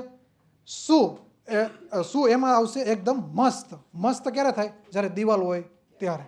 એટલે સુમાં હંમેશા યાદ રાખવાનું કે એમાં કોષ કેન્દ્ર પટલ છે ને છે, અને આદિમાં નથી. બસ આ 2 જ તફાવત છે. એની પછી હવે વાત કરીએ આપણે કોષ રસની. આ કોષ રસ એ જે જેલી આવે ને, પેલી રૂપિયાની ખબર તો ચોકલેટ આવે એકદમ જેલ, એમ દબ્બો તો દબાઈ જાય પાછી હતી એમ થઈ જાય. તો આ કોષ રસ જે છે એ પણ એક જેલી જેવું જ છે, પણ જેના માટે આપણે સારો શબ્દ વાપરીએ, અભિરંજન. આછું અભિરંજન દ્રવ્ય કોષ રસ છે. તેની પછી હવે આ કોષ રસ જે છે, હવે જેવી રીતે આઈસ્ક્રીમનો ડબ્બો છે, આઈસ્ક્રીમનો આપણે એકદમ સાદો ફ્લેવર, ફક્ત વ્હાઈટ જ છે જે દેખાય. તો જે દેખાય શું છે? કોષ રસ. કોષ રસ છે ડબ્બો, કોષ રસ પટલ, અને વચ્ચે કદી ચેરી હોય તો એને કોષ કેન્દ્ર. હવે મને એમ થયું કે ભાઈ નહીં, તમને તો બધા એટલા બધા મહેનતુ છો, તમને મારે ડ્રાયફ્રૂટ વાળું ખવડાવું, તો હું કાજુ નાખું, બદામ નાખું એટલે આમ ડિઝાઇન બનશે, કાજુ હશે, બદામ હશે, પછી જે તમને સારું લાગે હું લેતા આવીશ એવું નાખી તો અલગ અલગ અલગ અલગ વસ્તુની અંદર ભેગી થઈ. તમે ઉપરથી જોશો તો વ્હાઇટ દેખાશે, એની બોર્ડર દેખાશે અને એની પછી ફરતે ફરતે બધું બીજી વસ્તુ દેખાશે. તો હવે જે બીજી વસ્તુઓ છે એ બધી તમે મૂકી કોની ઉપર? કોષ રસની ઉપર મૂકી. કોની ઉપર મૂકી? તો એવી જ રીતે આ કોષ રસ છે ને એ અલગ અલગ આ રીતે ડ્રાયફ્રૂટ ધરાવે. પણ આ સાયન્ટિસ્ટો છે એ ડ્રાયફ્રૂટ બદામને કાજુ નામ આપે નહીં, એને નામ અલગ અલગ આપ્યા. એને નામ કેવા આપ્યા કે અંત કોષ રસ ઝાડ, પછી ગોલ્ગી પ્રસાધન, લાઇસોઝોમ, કર્ણાભસૂત્ર, રંજક કણો અને રસધાન્યો, એને આવા નામ આપ્યા. જો હું તમને કદાચ ફોટો હોય તો બતાવું. જો પહેલી વસ્તુ આખો કોષ છે જેને આપણે ઉપરથી એમ કાપી નાખો. ડબ્બો છે એમ, જો તમને દેખાય છે ને એ જો શેપ, અમુક એમ કહે છે કે સાહેબ આ તો બરફ છે. તો જો આ કોષ છે એને આપણે ઉપરથી કાપી નાખો તો વચ્ચેનું જે સૌથી મોટું દેખાય ને એ કોષ કેન્દ્ર છે. એની પછી હવે આપણે અત્યારે બાકીના બધા જોશું, પણ એમાં પહેલાં આપણે અંત કોષરસ ઝાડ જોઈએ. તો એમાંથી અંત કોષરસ ઝાડ કઈ છે? 5 અને 8 એ બંને. આ ખરબચડી છે, આ લીચી છે, પણ છે બંને સેમ જ છે. તો 5 અને 8 એ બંને શું છે? એ અંત કોષરસ ઝાડ છે. હું તમને એમ પૂછું ને કે ભાઈ લીસી અંત, ક્યારેય નહીં પૂછ્યું આવું ફોટો મૂકે એમ નહીં પૂછે કે આમાંથી અંત કોષરસ ઝાડ કઈ છે ગોતો, એવું ક્યારેય નહીં પૂછે. પણ હું તમને એમ પૂછું કે ભાઈ આમાંથી ખરબચડી કઈ? તો જે ડોટ દેખાય છે ને બ્લુ કલરની એ, અને લીસી જેમાં ડોટ નથી. તો આ 5 અને 8 જે છે. હવે તમે બીજી એક વસ્તુ નોટિસ કરો કે આ કોષ કેન્દ્ર અને એની પછી આ છેલ્લી બોર્ડર કઈ છે? કોષ રસ પટલ. તો આ કોષ કેન્દ્ર અને કોષ રસ પટલ એ બંનેને ટચ થાય છે. અહીંયા જુઓ, અહીંયાથી લઈને અહીંયા સુધી, એટલે કોષ કેન્દ્ર પટલ અને કોષ રસ પટલ એ બંનેને ટચ થતી હોય ને એવી અંગિકા. જો આપણે ડ્રાયફ્રૂટ બોલીએ, ડ્રાયફ્રૂટ નહીં બોલવાનું, આપણે શું બોલવાનું? અંગિકા બોલવાનું. તો આ અંગિકા કઈ છે કે જે કોષ કેન્દ્ર પટલ અને કોષ રસ પટલ સુધી બંને સુધી ટચ થાય એવી કઈ છે? અંત કોષ રસ ઝાડ. ફક્ત લીસી આપે તો બી નો આન્સર, ફક્ત ખરબચડ આપે તો બી નો આન્સર. બંને ભેગી થાય અને અંત કોષરસ ઝાડ બને તો જ એ શું થશે કે કોષ કેન્દ્રથી લઈ અને અહીંયા સુધી ટચ થશે. આ સમજણું? ઓકે. તો આ અંત કોષરસ ઝાડ છે એ પહેલી મેં તમને કહી દીધું. અને આ રક્તકણમાં હોતી નથી. રક્તકણની અંદર અંત કોષરસ ઝાડ હોતી નથી. તેની પછી હવે અંત કોષરસ ઝાડ છે એ તમને થપ્પી લાગે છે? અહીં જુઓ, થપ્પી લાગે છે. પહેલી વસ્તુ, જો આ અંત કોષરસ ઝાડ છે ને એનો આખો ફોટો છે. આને અંત કોષરસ ઝાડ કહેવાય. આ એકદમ લીસી છે, આ થોડીક ખરબચડી છે. તેની પછી હવે આ જે પુટ્ટિકા અને નલિકાવાળી જાળીરૂપ રચના છે જે તમને સામે દેખાય છે. અને તેની પછી હવે અહીંયા તમને થોડુંક ચોખ્ખું દેખાતું હશે કે અહીંયા દાણા છે. આ દાણા ક્યાં છે? રિબોઝોમ્સ. શું છે? રિબોઝોમ્સ. આ રિબોઝોમ્સ છે એના લીધે એ કેવી લાગે? ખરબચડી. એમાં હાથ ફેરો તો ખરબચડી લાગે. પણ આની પાસે એવું કંઈ નથી, કોરા કાંઠ. તો આની પાસે કઈ છે ને એટલે કેવી થશે? લીસી. આ રિબોઝોમ્સ છે એના લીધે ખરબચડી છે અને આની પાસે રિબોઝોમ્સ નથી એટલે આ કેવી છે? લીસી. હવે આને સાયન્સ છે તો થોડાક શબ્દો પોતાના ઘરના ભેળવશે કે કણિકામય એટલે કે કણિકા વાળી, અને આ કણિકા વગરની એટલે કણિકા વિહીન. તો આ બંને અંત કોષરસ ઝાડ છે જેમાં ફરક ખરબચડી છે અને લીસી છે એમાં ફરક ખાલી એક જ વ્યક્તિનો છે, રિબોઝોમ્સનો. અને આ રિબોઝોમ્સ અથવા તો ખરબચડી કે કણિકામય વાળી અંત કોષરસ ઝાડ છે એનું કામ અલગ છે અને આનું પણ કામ અલગ છે. જેમાં પ્રોટીનનું સંશ્લેષણ કરવાનું. સંશ્લેષણ એટલે બનાવવું. કેમિકલની પ્રોસેસથી જે બને એને સંશ્લેષણ કહેવાય. તો પ્રોટીનનું સંશ્લેષણ કરવાનું કામ કોણ કરે? ખરબચડી કે કણિકામય અંત કોષરસ ઝાડ. તેની પછી અને આ ચરબી અને લિપિડ જે છે એનું નિર્માણ કરે છે કોણ? લીસી. ક્લિયર? ઓકે. તેની પછી હવે ગોલ્ગી પ્રસાધન, જે તમને મારા ખ્યાલથી તમે વાંચેલું જશે નાનપણમાં. કે આની શોધ કોણે કરી હતી? Camillo Golgi. મારા ખ્યાલથી બધાને ગોલ્ગી પ્રસાધન યાદ આવે ને ત્યારે આ વ્યક્તિનું નામ બોલાય છે, કેમિલો ગોલ્ગી. જેણે આ ગોલ્ગી પ્રસાધન જે છે એની શોધ કરી હતી. અને આ જે તમને ગ્રીન કલરની દેખાય છે આ એને શું કહેવાય? ગોલ્ગી પ્રસાધન. આ પણ તમે જોશો તો અંત કોષરસ ઝાડની જેમ પુટ્ટિકા છે. પુટ્ટિકા એટલે આપણે એને થપ્પી કહીએ પણ સાયન્સની ભાષામાં પુટ્ટિકા સ્વરૂપે છે. અને તમે જોશો તો અહીંયા ગોલ્ગી બોડી લખ્યું અને આપણે બોલીએ છીએ ગોલ્ગી કાય. તો કાયા એટલે બોડી જ થાય ને, તો કાયા અથવા તો બોડી એટલે કે ગોલ્ગી બોડી અથવા ગોલ્ગી કાય, એ બંનેનો મતલબ એક જ થશે. ત્યાર પછી ગોલ્ગી જે છે એને એ જો ગોલ્ગી કાય જે છે ને એ વનસ્પતિમાં પણ હોય, મતલબ વનસ્પતિ કોષમાં પણ હોય અને પ્રાણી કોષ એ બંનેમાં હોય. પણ જ્યારે વનસ્પતિ કોષની અંદર એ છૂટા ગોઠવાયેલા હોય ને ત્યારે આ ગોલ્ગી પ્રસાધન, ગોલ્ગી કાય, ગોલ્ગી બોડી અથવા ગોલ્ગી એપેચર, જેને પ્રસાધન છે એનું અંગ્રેજી થાય, તો આ એમાં જે ગોલ્ગી કાય બોડી કે એવો એક શબ્દ નથી વપરાતો. એના માટે ત્યારે શબ્દ વપરાશે ડિક્ટીઓઝોમ્સ. સમજાણું? ફરીથી કહું કે જ્યારે વનસ્પતિ કોષની અંદર ગોલ્ગી કાય છૂટા છવાયા ગોઠવાયેલા હશે તો એ સમયે એ ગોલ્ગી કાયને ડિક્ટીઓઝમ્સ કહેવાશે.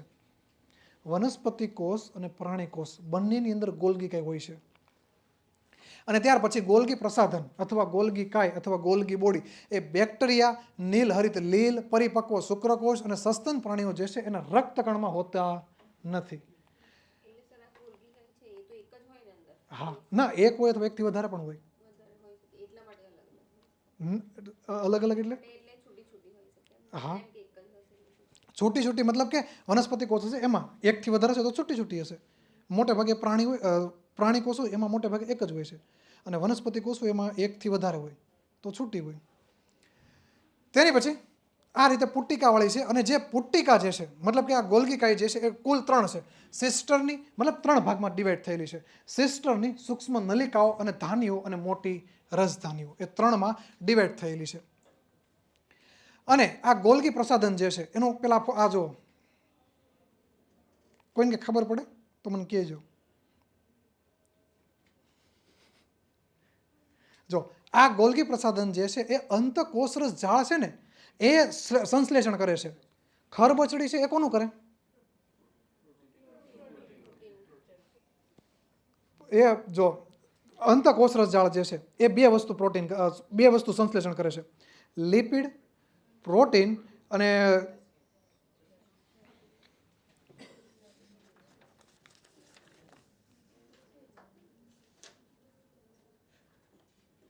ચરબી, લિપિડ અને પ્રોટીન, એ 3નું થાય છે અંતકોષરસ જાળમાં. હવે 3નું થાય છે સંશ્લેષણ, એટલે કે બેનું ઉત્પન્ન થયું. હવે ઉત્પન્ન થયું તો ત્યાંથી એને લાવવું પડશે, ત્યાંથી એને લઈને આવવું પડશે. તો લઈ આવવાનું કામ કોણ કરે? ગોલ્ગી પ્રસાધન. જે પ્રોટીન છે કે ચરબી છે કે લિપિડ છે એને લાવવાનું કામ કોણ કરે? ગોલ્ગી પ્રસાધન. એ લઈ લેશે એની પાસેથી અને ત્યાંથી શું કહેવાય કે ડાયવર્ટ કરી દેશે આગળ, અને ત્યાર પછી એ તે કોષ રસ પટલ છે એની પાસે જશે, અને એની પછી જરૂર હશે તો કોષની અંદર રહેશે, અધરવાઇઝ મોર્નિંગમાં આપણે જઈને ત્યારે નીકળી જશે.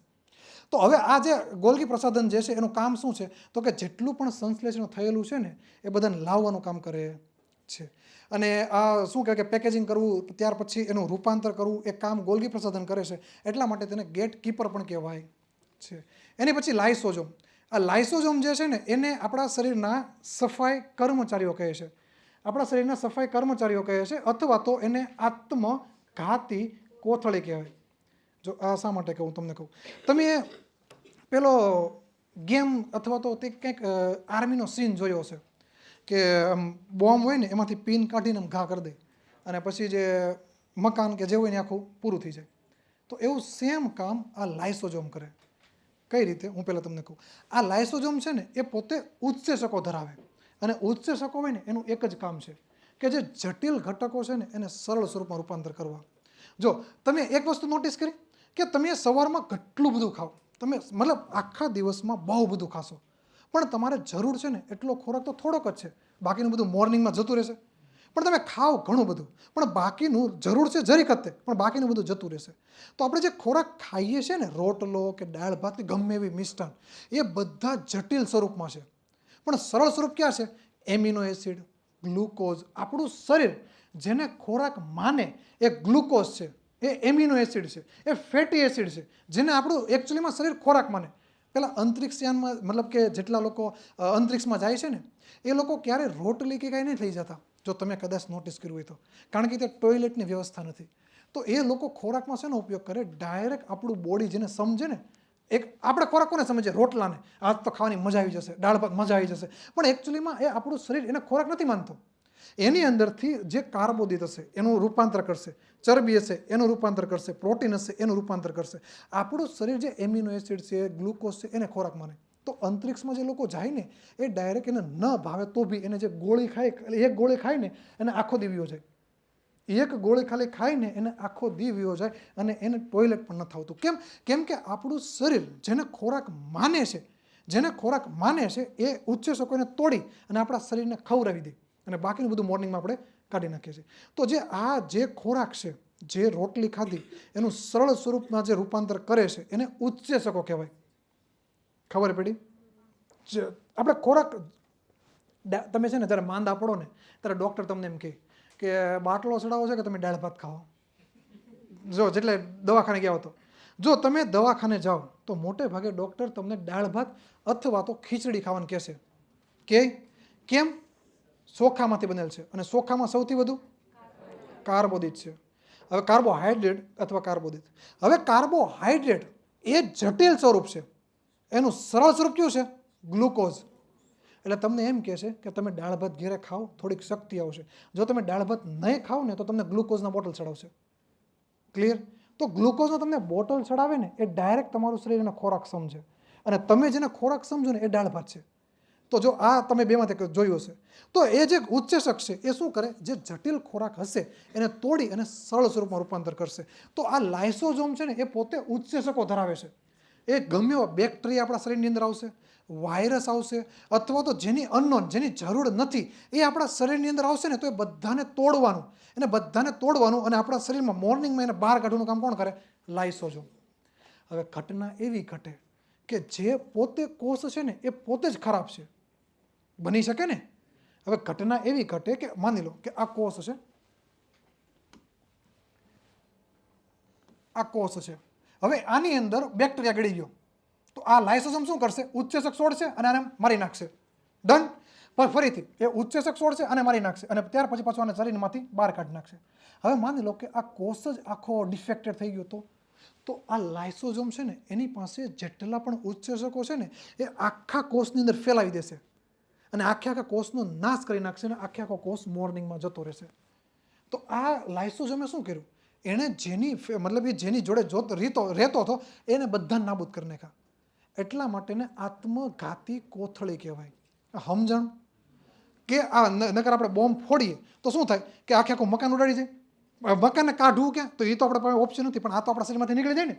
તો આ લાઇસોઝોમ છે ને બોમ્બ જેવું કામ કરે કે અંદર જ ફૂટી જાય ઉચ્ચેસકો દ્વારા અને ત્યાર પછી આખો કોષ નીકળી જાય. એટલાને આત્મઘાતી કોથળી કહે છે. અથવા આપણા શરીરની અંદર કોઈ બેક્ટેરિયા કે અનનોન જેને આપણા શરીરની જરૂર નથી એને મારી નાખવાનું કામ કોણ કરે? લાઇસોઝોમ. એટલે આપણા શરીરના કામદાર અથવા સફાઈ કામદાર લાઇસોઝોમ છે.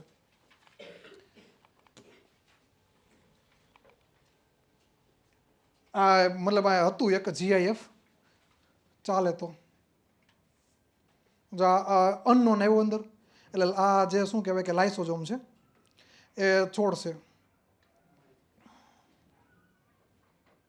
આ રીતની પ્રોસેસ થાય. સમજે? ઓકે. અને જ્યારે આખો કોષ હોય, આ આખો માની લો કે ખરાબ થઈ ગયો તો જે આ હતું ને એ આખો અંદર ફેલાશે અને આખા કોષને બહાર કરી દેશે આપણા શરીરમાંથી. તેની પછી છે કર્ણાભ સૂત્રો. જે કર્ણાભ સૂત્રનું બીજું નામ શું છે? Power house. ગુજરાતીમાં શક્તિઘર. હવે તમને શક્તિઘર શા માટે કહે છે? કારણ કે મેં હમણાં તમને કીધું હતું કે આપણે શરીરની અંદર ઉર્જા કયા સ્વરૂપે લઈએ છીએ? Adenosine triphosphate. હવે એટીપી સ્વરૂપે આપણે ઉર્જા લઈએ છીએ, આપણા શરીરમાંથી ઉત્પન્ન થાય છે.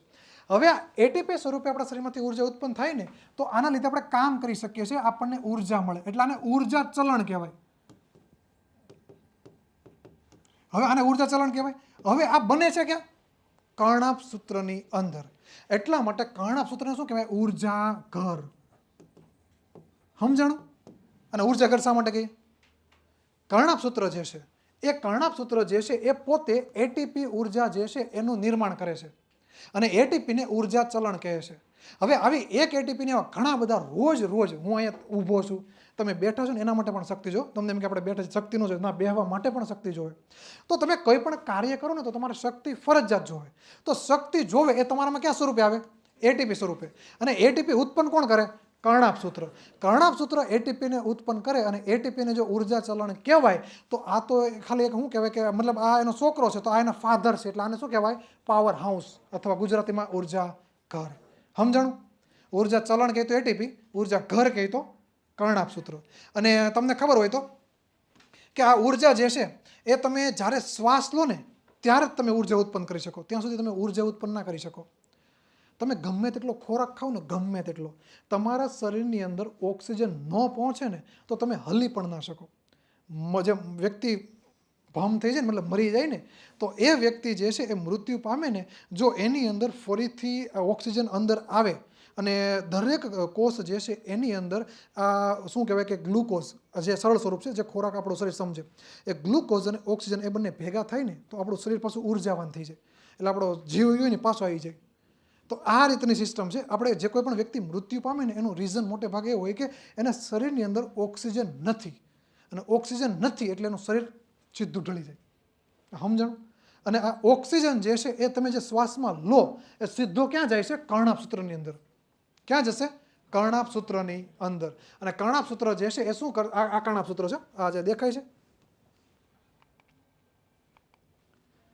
આ જે દેખાય છે ને કર્ણાપ સૂત્ર છે. તો કર્ણાપ સૂત્ર જે છે એની અંદર ઓક્સિજન જશે અને એની અંદરથી એટીપી અને પાણી અને કાર્બન ડાયોક્સાઇડ એ છૂટો પડશે. ઓકે, એટીપીના કેટલા અણુ છૂટા પડે એ આપણે શ્વસનમાં જોશું, પણ અત્યારે પૂછું. એટીપી જે છે, ઓકે, નિયર અબાઉટ 38. કેટલા? 38.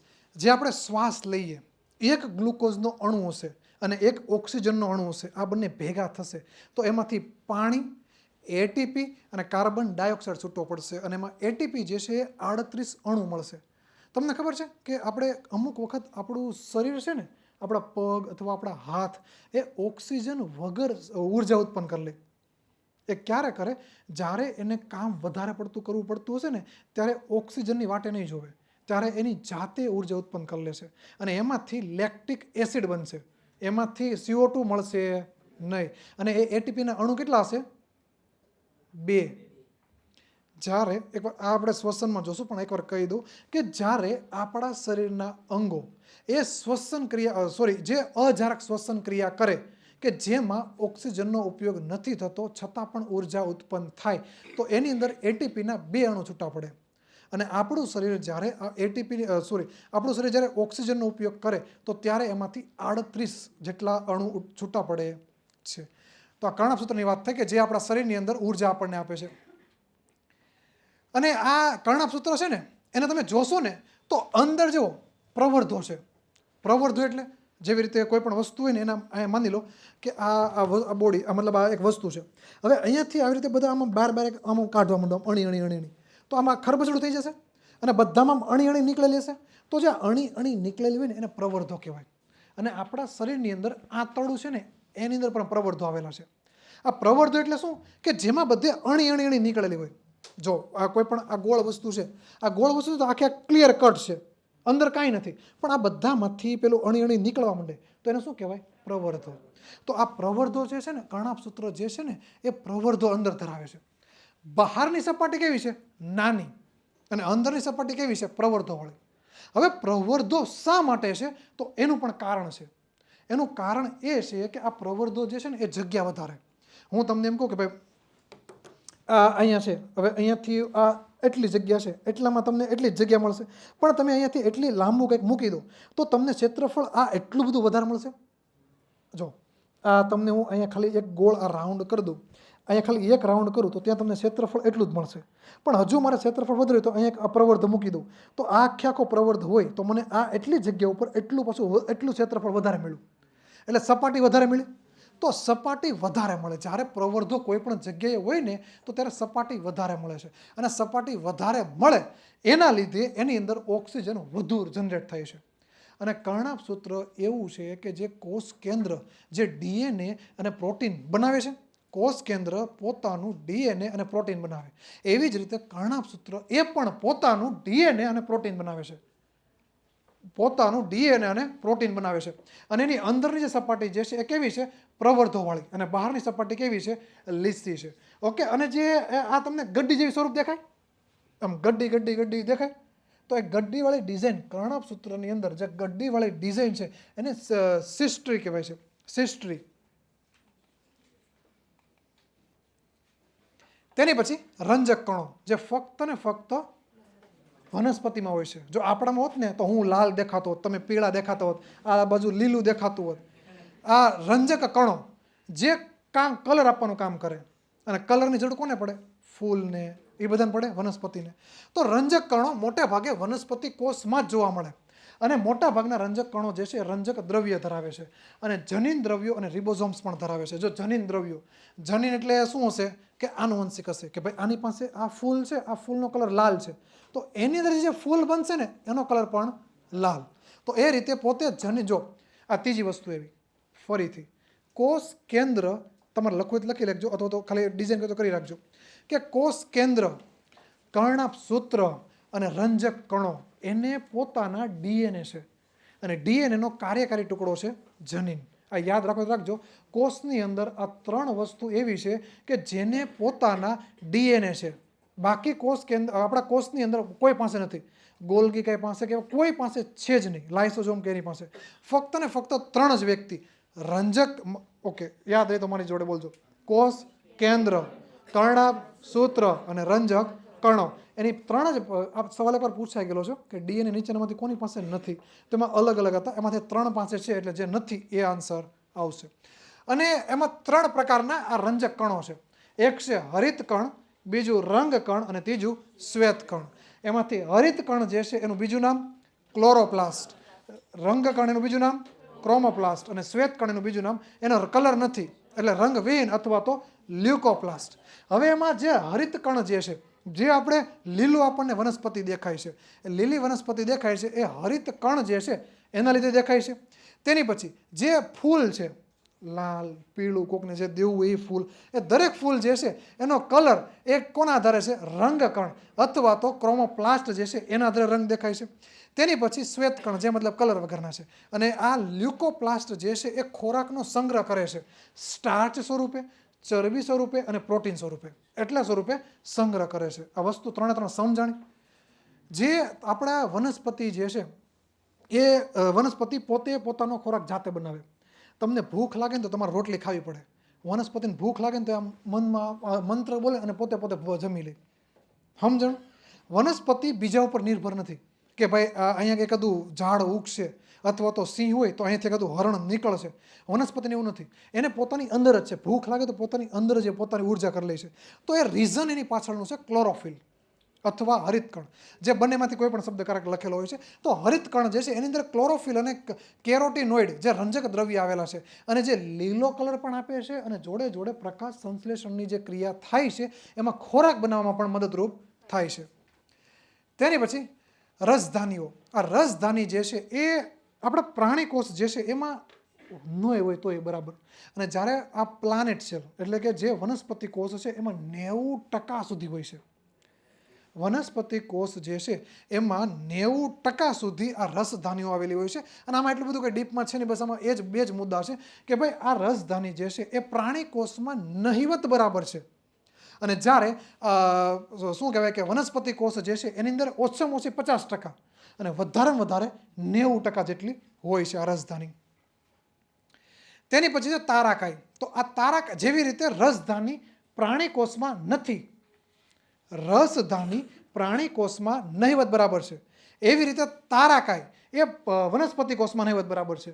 હું જો તમને લખી દઉં, તમે કન્ફ્યુઝ થાવ છો, મોઢા જોઈને એવું લાગે. પ્રાણી કોષ છે ને એની અંદર કોણ છે? તારાકાય વધારે, અને વનસ્પતિ કોષ એની અંદર વધારે શું છે? રસધાની. અને બીજી વસ્તુ, વનસ્પતિ કોષ છે ને એની પાસે કોષ દિવાલ છે, જે આ પ્રાણી કોષ પાસે નથી. ઓકે, તો આ યાદ રાખજો. હવે તારાકાય. આ તારાકાય તમને દેખાય છે ભૂંગળીઓ જેવી ડિઝાઇન? અહીં જુઓ, આ ટોટલ ડિઝાઇન છે ને 3-3ની છે, અને કુલ 9 છે. આ આંકડો યાદ રાખજો, આપણી પાઠ્યપુસ્તકમાં આંકડો આપેલો છે એટલા માટે કે તારાકાયની ડિઝાઇનમાં કુલ 9 નળિકા આ રીતે જોઈન્ટ થયેલી છે. જો આ 1, જેને ગણવી નહીં ગણો. જો આ 1 છે, આ 1 2 3 4 5 6 7 8 અને 9. એટલે આમાં 9 રીતની ડિઝાઇન આવેલી છે જે તારાકાય છે અને જે આપણા શું કહેવાય કે પ્રાણી કોષ જે છે ને એમાં મોટે ભાગે જોવા મળે છે. વનસ્પતિ કોષમાં એટલી જોવા મળતી નથી. અને એની પછી છે કોષ વિભાજન. હવે કોષ વિભાજન એટલે શું થશે? એકમાંથી 2 બનશે. અહીંયા જુઓ, જો આ એક આખો કોષ છે, હવે એમાંથી 2 કોષ બની ગયા. અને હું તમને બીજો એક ફોટો બતાવું કે આમાં જુઓ કે આમાં એક કોષ છે, એમાંથી 2 કોષ બન્યા અને એમાંથી પાછા 4 કોષ બન્યા. તો હવે અહીંયા આ જે ડિઝાઇન છે, આ કોષ છે એમાંથી 2 પ્રોડ્યુસ થયા. અને જ્યારે આમાં તમે જોશો તો આ પોતે તૂટીને બન્યો. અહીં દેખાય છે, આ પોતે તૂટી ગયો અને 2 બન્યા. એટલે એકમાંથી 2 બન્યા, આ એકમાંથી 3 બન્યા. આ સમજાય છે? તો જે આ એક જે છે, એકને તૂટી અને 2 બને, અને આ એક જે છે એમાંથી કુલ 3 બન્યા. તો આ બંનેના અલગ અલગ ખાલી નામ છે. એ જેમાં જે ઓકે, પહેલી વસ્તુ કે કોષ વિભાજન જે છે, કોષ વિભાજન એની જરૂર એટલા માટે પડે છે કે જ્યારે કોઈ મૃત અથવા તો જૂના કે કોઈ પણ ઈજાગ્રસ્ત કોષો હોય ને તો એના સ્થાને નવા કોષો આવે એટલા માટે. માની લો કે મને બ્લેડ વાગીને તો અહીંયાથી મારા કોષો, મેં તમને કીધું કે ભાઈ હું મોઢામાં સમચી નાખું અને એને જોઉં તો એમાં 1 કરોડ કોષ મારા ગયા. તો એવી રીતે હું અહીંયાથી મોટી લીટી મારું બ્લેડની તો અહીંયાથી કેટલા બધા કોષ નીકળી જશે અને અમુક કોષો અડધા થઈ જશે, જે નજીકના છે અડધા થઈ જશે. તો આ કોષો જે છે એ નુકસાનકારક છે. તો એ કોષો આપણા શરીરમાંથી બહાર નીકળવા જોઈએ, એની જગ્યાએ નવા કોષો બનવા જોઈએ. એટલા માટે આપણા શરીરની અંદર કોષ વિભાજન હંમેશા થતું જ રહે. તો કોષ વિભાજન જ્યારે આપણા જૂના હશે અથવા મૃત હશે અથવા ઈજાગ્રસ્ત હશે તો એવા કોષોના સ્થાને સજીવોમાં ક્રમાનુસાર વૃદ્ધિથી નવા કોષોનું નિર્માણ થાય છે. અને પ્રજનન માટે જન્ય કોષોનું નિર્માણ આવશ્યક છે. જો મેં તમને શરૂઆતમાં કીધું હતું કે આપણે ખાલી એક જીભ છે ને, એક જીભ એમાં ખાલી એમ કરીએ તો 1 કરોડ કોષ મૃત પામે, પણ આપણે ખાલી એક જ કોષમાંથી બન્યા. તમે ખાલી વિચારો, ભગવાનની રચના વિચારો કે તમે સમજીથી ખાલી એક જીભમાં આમ કરો તો 1 કરોડ કોષ મરી જાય અને આપણું સર્જન ફક્ત એક જ કોષમાંથી થયું, જેને ઝાયગોટ કહેવાય. જે પુરુષનું શુક્રકોષ અને મહિલાનું અંડકોષ એ બંને ભેગા થઈને ત્યારે જે કોષ એક ફલન થાય છે એ કોષને કહેવાય છે ઝાયગોટ. અને આપણે આ ખાલી એક એવડા એવા કોષમાંથી આપણે એવડા મોટા બની ગયા કે જેમાં આપણે ખાલી એક સમજીમાં જીવ ફેરવી તો 1 કરોડ નાશ પામે છે. તો આ તમે આપણે પણ મતલબ દરેક સજીવ ફક્ત ને ફક્ત 1 કોષમાંથી જ બનેલો છે. ક્લિયર? તો આ કોષ જે છે એનું નિર્માણમાં મતલબ કે કોષ વિભાજન એટલે કે 1 કોષમાંથી, જો પછી હવે આપણો 1 કોષ ઝાયગોટ હતું, હવે ઝાયગોટ હતું ધીમે ધીમેમાંથી ભ્રૂણ બને, તો ભ્રૂણ બને તો એની પછી પાછા હાથ ને પગ આવે છે આપણા શરીરની અંદર, આપણા મતલબ મહિલાના. તો એમાં તમે જોશો તો એમાં પહેલાં હાથ પગ આવ્યા, તો એનો મતલબ 1 કોષમાંથી વેધા હશે. તો જ્યારે કોઈ નવો એટલે કે જે જનન કોષ હશે એના નિર્માણ માટે વિભાજન હંમેશા આપણા શરીરમાં ચાલુ જ હોય. કોઈ પણ કામ કરતા હોય તેમાં હંમેશા વિભાજન ચાલુ જ હોય. તો જે ક્રિયા દ્વારા નવા કોષોનું નિર્માણ થાય છે એને કહેવાય કોષ વિભાજન. અને કોષ વિભાજનની તે ક્રિયા કે જે વૃદ્ધિ માટે મોટે ભાગે કોષ વિભાજન જ પામે છે. અને જેમાં આ 1 કોષમાંથી 2 બને છે, આ 1માંથી 2 બને છે એને સમભાજન કહેવાય. એને શું કહેવાય? સમભાજન. અને આ ક્રિયામાં પ્રત્યેક કહેવાતો માતૃકોષ વિભાજનમાંથી 2 સમાન બાળકોષોમાં નિર્માણ પામે છે. આ એક આખો માતૃકોષ, આ બાળકોષ બંને શું કહેવાય કે છૂટા પડી ગયા. એની પછી બીજું છે કે જે પ્રાણીઓ અને વનસ્પતિઓ જે છે એના પ્રજનન અંગોના નિયત કોષો અથવા તો પેશીઓ જે છે એ વિભાજન પામીને જન્યુ કોષનું નિર્માણ કરે છે. તેઓ પછીથી ફલન પામીને સંતતિનું નિર્માણ કરે છે. ટૂંકમાં કે આપણે જે માણસ બને છે ને મહિલાના પેટમાં એની વાત કરે છે. તો એની અંદર વિભાજન થાય છે ને એ આ રીતે થાય કે 1 એમાંથી 3, ઓલું 1 એમાંથી ફક્ત 2, આમાંથી માતૃ તો એમનેમ જ રહેશે. માતૃ હજુ બી આપશે. પણ પહેલામાં શું હતું? માતૃ 2 બાળકોષ, પાછા માતૃ, પાછા 2 બાળકોષ. તો આમાં 3 બને, એમાં 2 બને. તો જે 1માંથી 2 બને છે એને અધિકરણ કહેવાય. પહેલાનું શું કહેવાય? સમભાજન, સરખા ભાગ. અને આને શું કહેવાય? અધિકરણ. તો અધિકરણ દ્વારા પણ શું કહેવાય કે કોષનું નિર્માણ થાય છે અને સમભાજન દ્વારા પણ કોષનું નિર્માણ થાય છે અને જેને આપણે વિભાજનના નામથી ઓળખીએ છીએ. તો અહીંયા કોષ જે છે ને એ પૂરું થયું છે અને એની પછી પેશી છે. પણ હું પેશી ભણે તો મારા ખ્યાલથી બધા સૂઈ જશે. તો અત્યારે હું પેશી જે છે એ આપણે નેક્સ્ટ ટાઈમ ભણીશું. અને જો આ એક જ આ કયો કોષ છે, એની વન આઈડિયા? ચેતાકોષ છે. આ ચેતાકોષ જે છે એ બધા ભેગા થઈને આખી ચેતાપેશી બનશે. જો કોઈ પણ નિશ્ચિત કાર્ય કરવા માટે આપણા શરીરની અંદર કોઈ પણ નિશ્ચિત કાર્ય કરવા માટે કોષનો એક સમૂહ ભેગો થાય. માની લો કે મારે શ્વાસ લેવો તો એના માટે મારે ફેફડા જોશે, તો ફેફડાના અલગ કોષ હશે. લોહીનું પમ્પિંગ કરવું તો એના માટે હૃદય છે, તો હૃદયના અલગ હશે. તો આ રીતે બધા મગજ છે વિચારવા માટેનું, તો એના માટેના અલગ કોષો હશે. તો બધા કોષો ભેગા થઈને એક સિસ્ટમ બને, એક અંગ બને, અને આખું અંગ ભેગું થઈને માણસ બને. સમજણ? તો આ રીતે આપણા કોષ જે છે એમાંથી પેશી બને, પેશીમાંથી અંગ બને, અંગમાંથી શરીર બને. અને આ રીતનું કામ છે.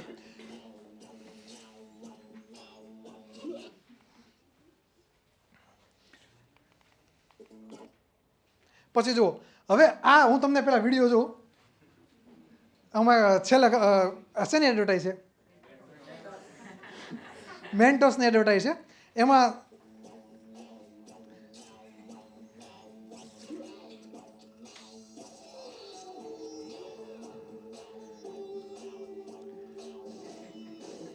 દાંત કાઢવાની વાત ને,